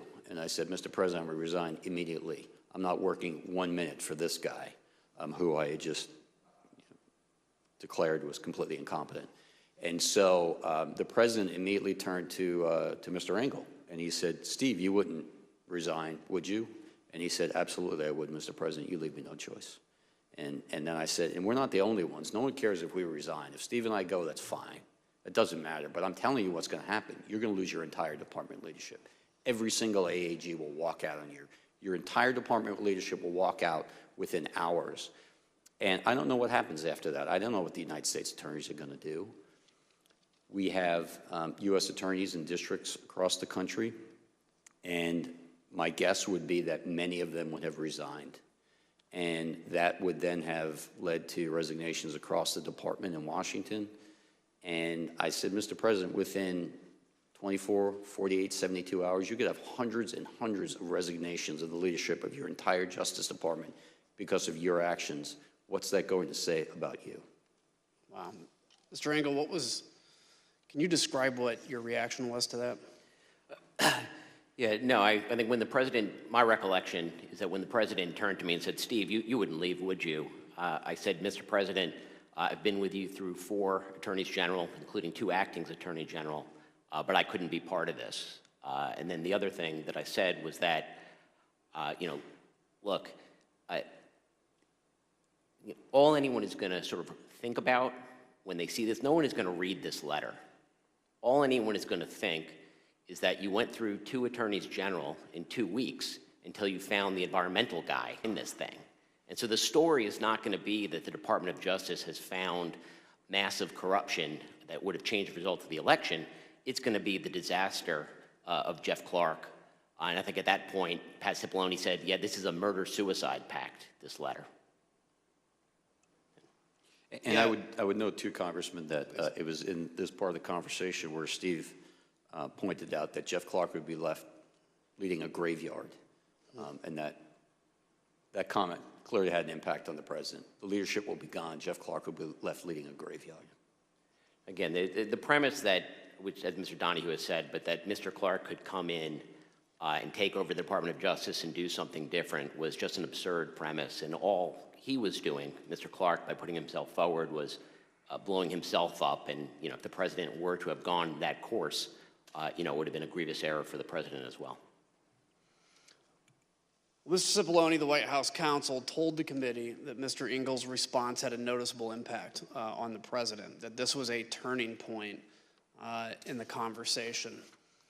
Mr. Donahue, towards the end of this meeting, did the president ask you what was going to happen to Mr. Clark?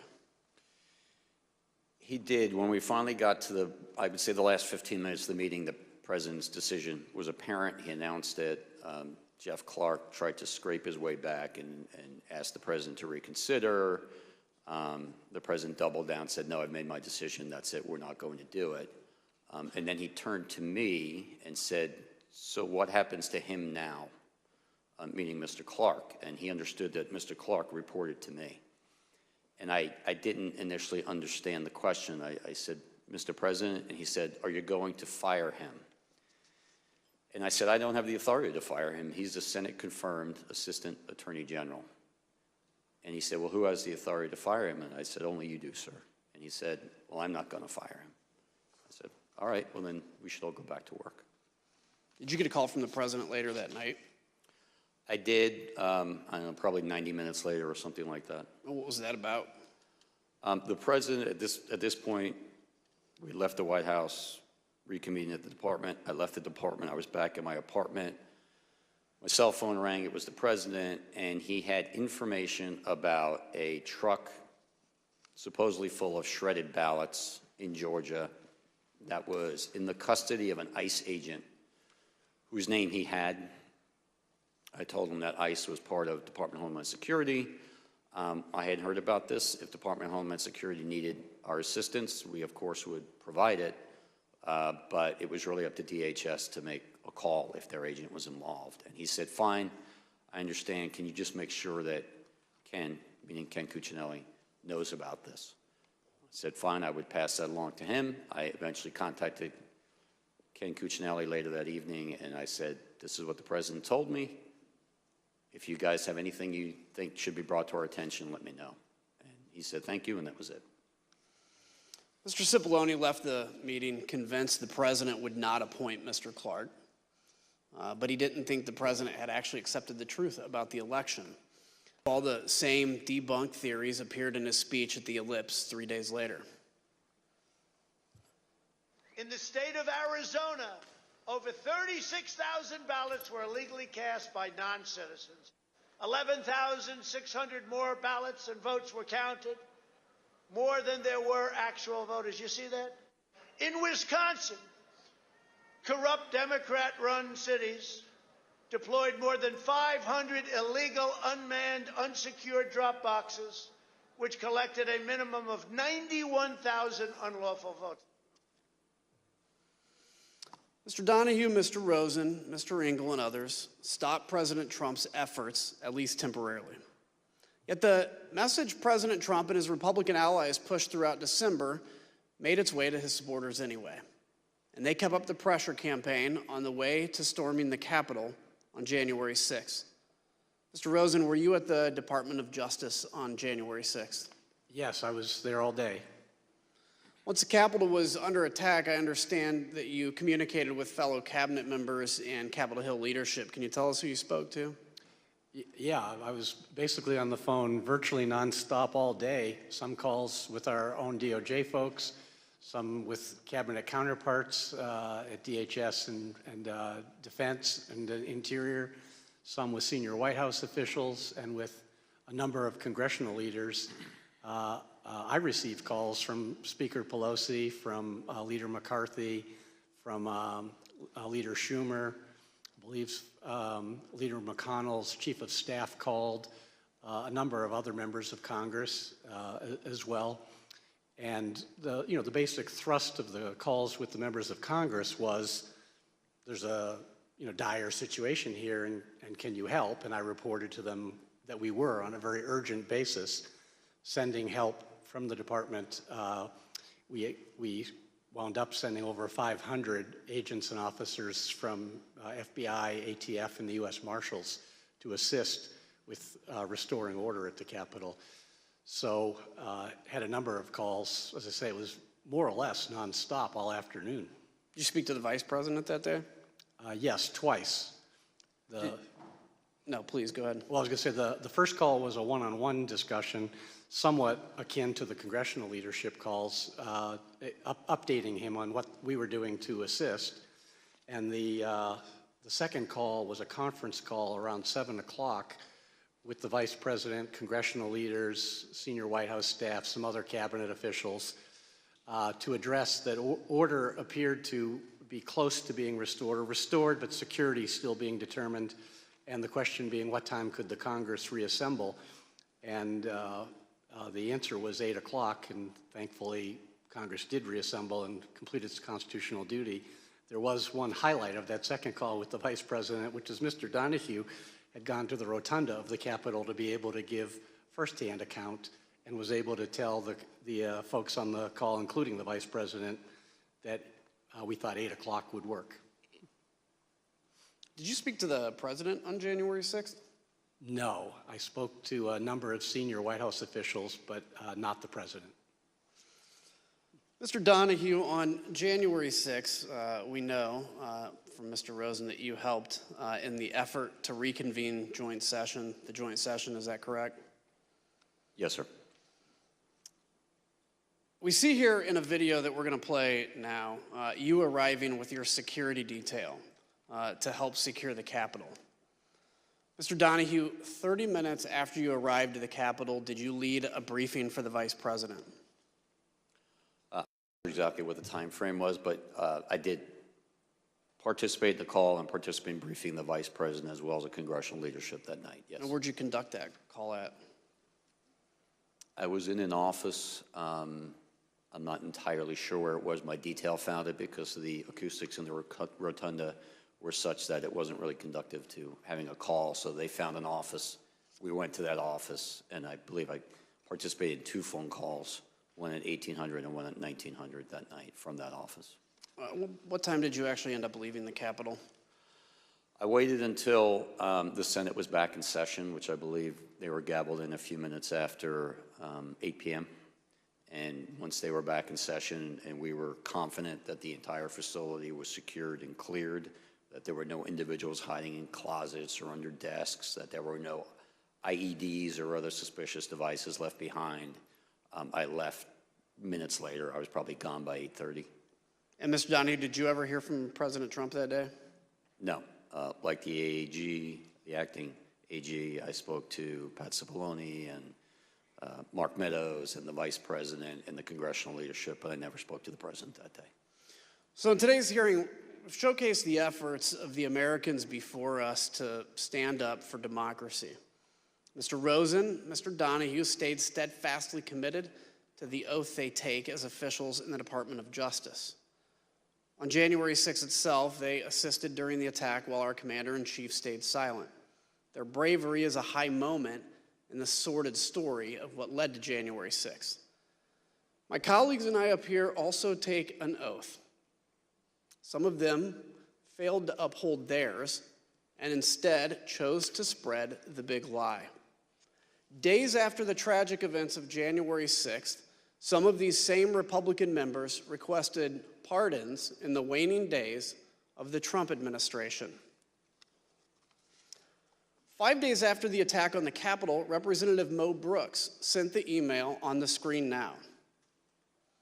As you see, he emailed the White House, quote, pursuant to a request from Matt Gaetz, requesting a pardon for Representative Gaetz, himself, and unnamed others.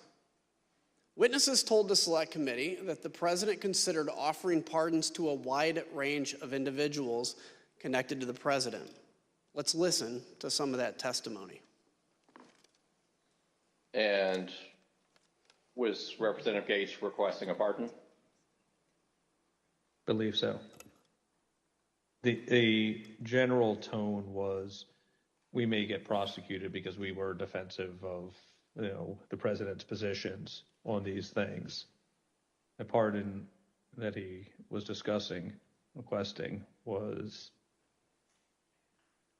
as broad as you could describe. From the beginning, I remember he's from the beginning of time up until today, for any and all things. I think he mentioned Nixon, and I said Nixon's pardon was never nearly that broad. And are you aware of any members of Congress seeking pardons? I guess Mr. Gaetz and Mr. Brooks, I know, have both advocated for there to be a blanket pardon for members involved in that meeting, and a handful of other members that weren't at the December 21st meeting as the preemptive pardons. Mr. Gaetz was personally pushing for a pardon, and he was doing so since early December. I'm not sure why. Mr. Gaetz had reached out to me to ask if he could have a meeting with Mr. Meadows about receiving a presidential pardon. Did they all contact you? Not all of them, but several of them did. So you mentioned Mr. Gaetz, Mr. Brooks. Mr. Biggs did. Mr. Jordan talked about congressional pardons, but he never asked me for one. It was more for an update on whether the White House is going to pardon members of Congress. Mr. Gomer asked for one as well. Mr. Perry asked for a pardon too. I'm sorry, I need to cut you off. Mr. Perry, did he talk to you directly? Yes, he did. Did Marjorie Taylor Greene contact you? No, she didn't contact me about it. I heard that she had asked White House Counsel Office for a pardon from Mr. Philbin, but I didn't frequently communicate with Ms. Greene. Are you aware of any conversations or communications regarding the possibility of giving Congressman Matt Gaetz a pardon? I know he had asked for it, but I don't know if he ever received one or what happened with it. How do you know that Congressman Gaetz asked for a pardon? He told me. Tell us about that. He told me to ask Meadows for a pardon. Were you involved in or did you witness any conversations about the possibility of a blanket pardon for everyone involved in January 6th? I had heard that mentioned. Yeah. Do you know whether the president had any conversations about potentially pardoning any family members? I know he had hinted at a blanket pardon for the January 6th thing for anybody, but I think he had for all the staff and everyone involved. Not with January 6th, but just before he left office, I know he had talked about that. The only reason I know to ask for a pardon is because you think you've committed a crime. Thank you, Mr. Chairman. I yield back. I want to thank our witnesses for joining us today. The members of the Select Committee may have additional questions for today's witnesses, and we ask that you respond expeditiously in writing to these questions. Without objection, members will be permitted 10 business days to submit statements for the record, including opening remarks and additional questions for the witnesses. Without objection, the chair recognizes the gentleman from Illinois for a closing statement. Thank you, Mr. Chairman. The Justice Department lawyers are not the president's personal lawyers. We count on them to be on the side of the law and to defend the best interest of the United States, not the best interest of any political campaign. That's how it's been since the department was founded soon after the Civil War. Justice Department lawyers are supposed to play it 100% straight. President Trump tried to erase his loss at the ballot box by parachuting an unqualified man into the top job at justice. It was a power play to win at all costs with no regard for the will of the American people. It was about ignoring millions of votes. Ignore them, throw them out, label them fraudulent, corrupt, illegal, whatever. Facts were clearly just an inconvenience. From the Oval Office, President Trump urged others to bring his big lie to life. He begged, just say the election was corrupt and leave the rest to me and the Republican congressman. He didn't care what the department's investigations proved. What good were facts when they would only confirm his loss? And it's no surprise that all the far-out, fully fabricated, whack job conspiracy theories collapsed under even the slightest scrutiny. That insanity went from the internet to the highest levels of government in no time. The bottom line, the most senior leadership of the Justice Department, from Attorney General Bill Barr to Jeff Rosen, his successor and his deputy Rich Donahue, everyone except Jeff Clark, was telling President Trump the very same thing. The conspiracy theories were false. The allegation of a stolen election was a lie. The data left no room for doubt, nothing to question. And the Constitution left no room for President Trump to change the outcome of the election. But we're here today because the facts were irrelevant to President Trump. It was about protecting his very real power and very fragile ego, even if it required recklessly undermining our entire electoral system by wildly casting baseless doubt upon it. In short, he was willing to sacrifice our republic to prolong his presidency. I can imagine no more dishonorable act by a president.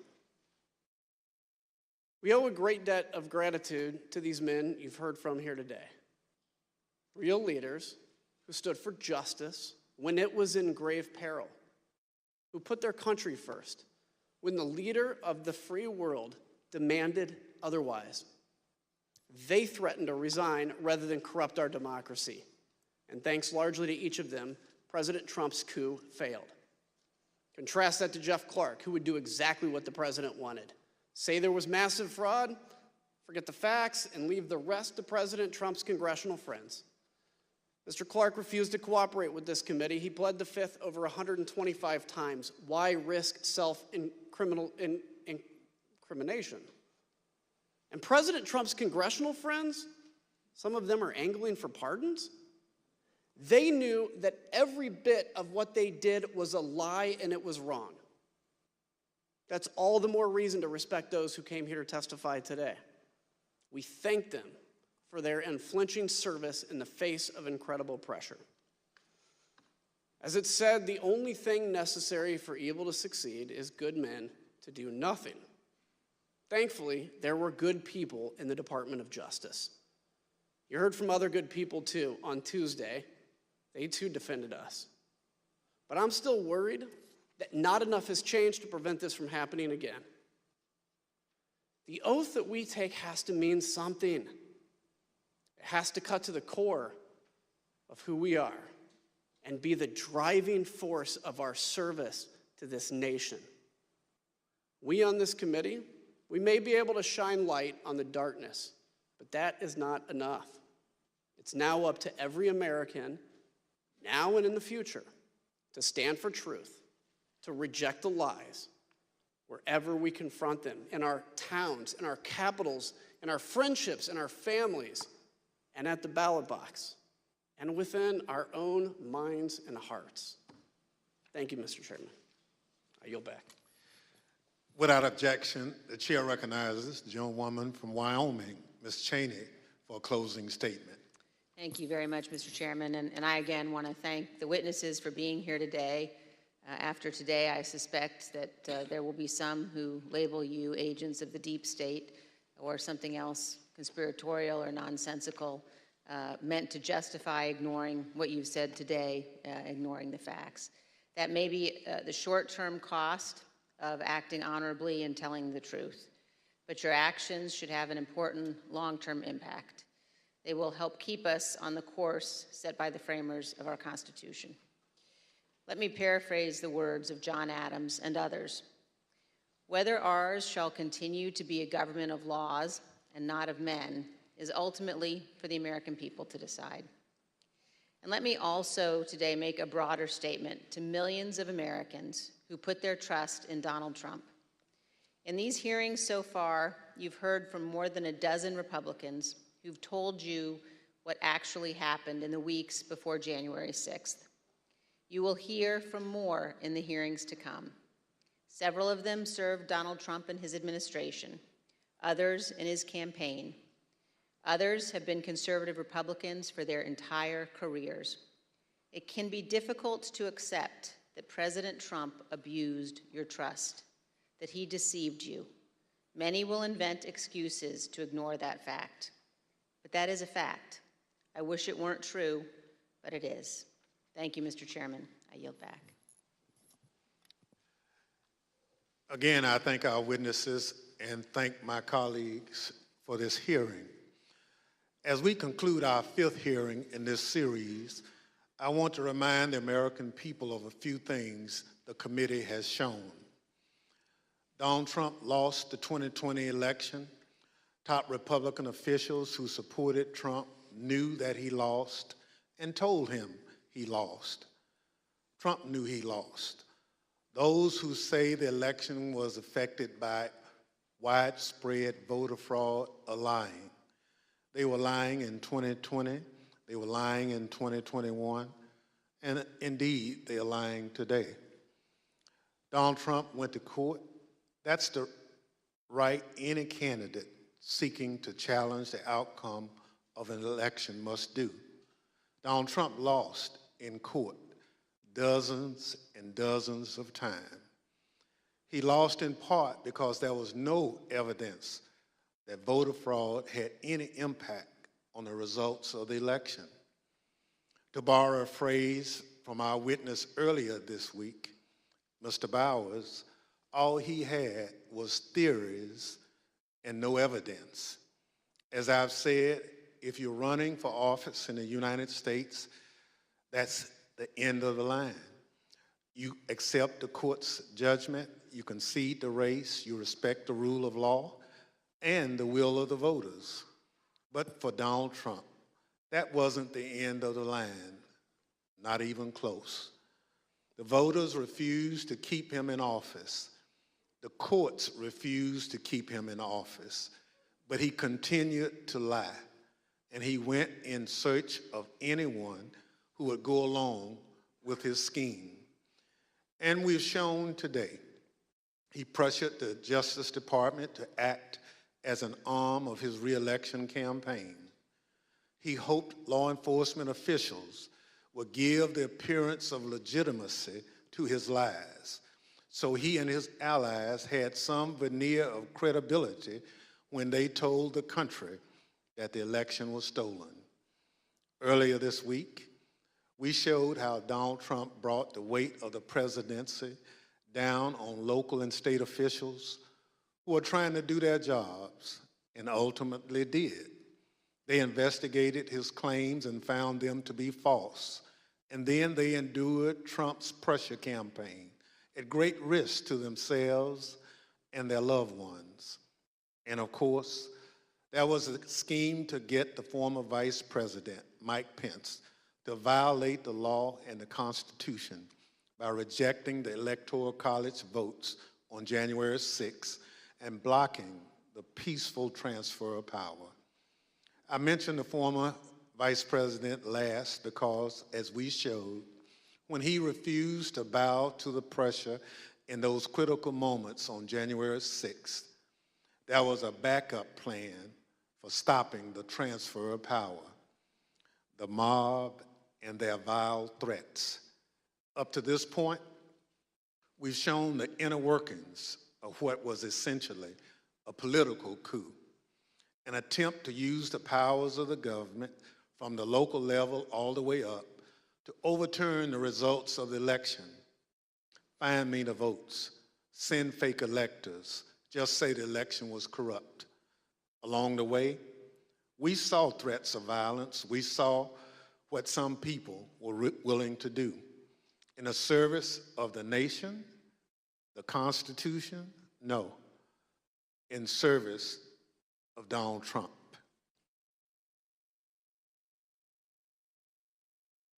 When the Select Committee continues this series of hearings, we're going to show how Donald Trump tapped into the threat of violence, how he summoned the mob to Washington, and how, after corruption and political pressure failed to keep Donald Trump in office, violence became the last option.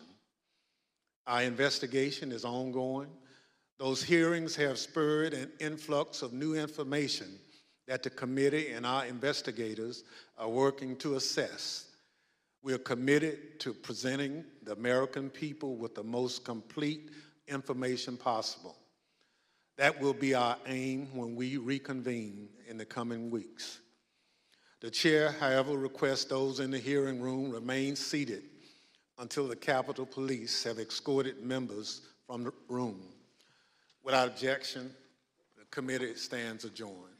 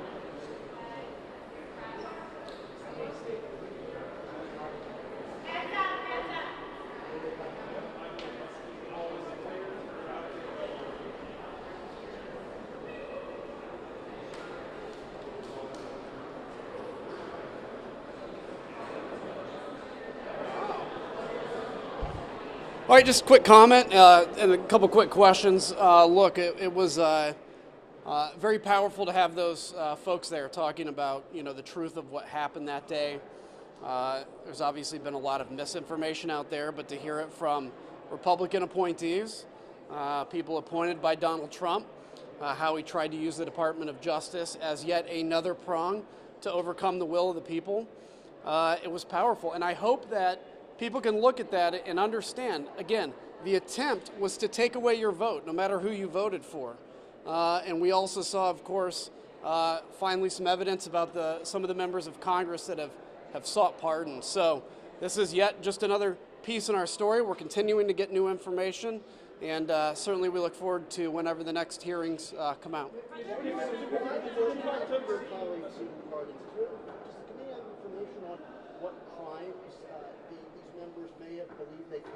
I won't go any deeper than what we've presented, but look, all I know is if you're innocent, you're probably not going to go out and seek a pardon. So we'll let them speak to that, and they can answer those questions. Is that the extent of the evidence that the committee has about members seeking pardon, or is there more to come? I'm not going to say if that's the extent or not. I'm going to say that's what we presented today, and we'll go from there. If the House is not...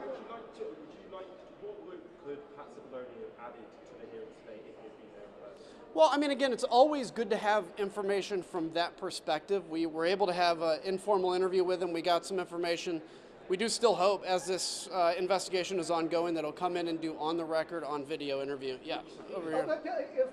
If members of the House don't resign, which looks like they won't, what consequences should there be if House Republicans aren't going to help expel these members? What consequences should any of them face? Well, it's a decision every member makes. The thing about in politics is a lot of the times there's no kind of rule enforcement or anything. It's all a matter of you have to go and talk to your constituents, and I think some of this information is out there. The bottom line, though, is this. The only way a democracy survives, is if you believe that you will vote, and that vote will count whether you win or lose. The former president convinced a significant amount of the country that their vote didn't count, and it's why you see violence. He also convinced a significant number of people that there were all these ways, including through the Department of Justice, to invalidate an election. That is dangerous for the survival of this country. And our committee, filled with Republicans and Democrats, on the right and on the left and in between, can work together to defend democracy. Thank you, guys. Appreciate it.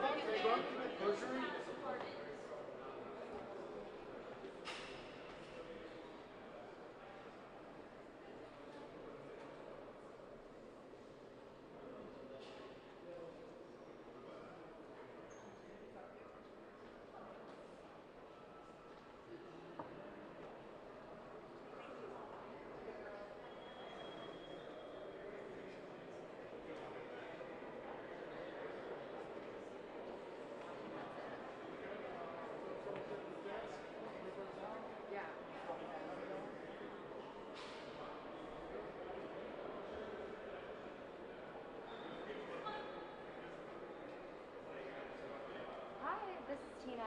I'm with Pool 5.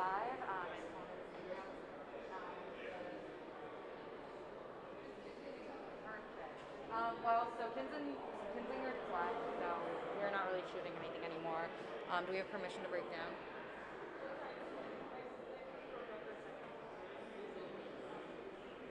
Perfect, thank you.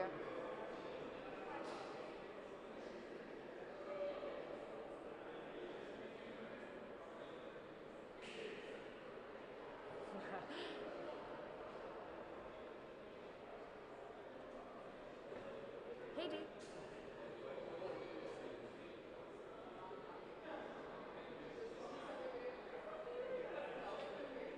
It looks like it. Sounds like it. It'll be clean out.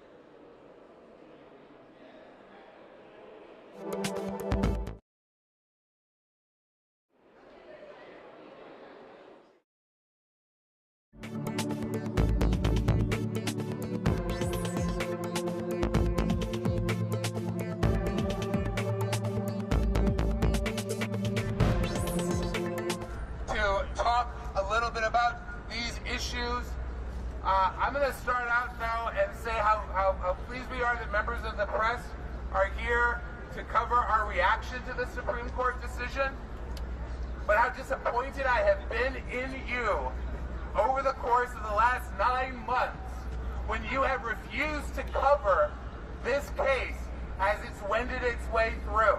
This case was argued last fall, and I have seen no coverage, hardly any coverage at all in the mainstream media, in the major media, and in the alternative media, anywhere. You wait until the targets are on our backs.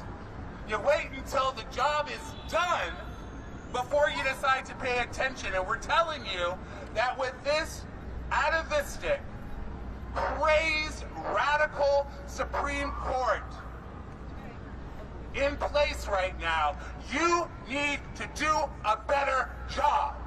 You need to pay attention to what these sociopaths in black robes are doing. And now I'm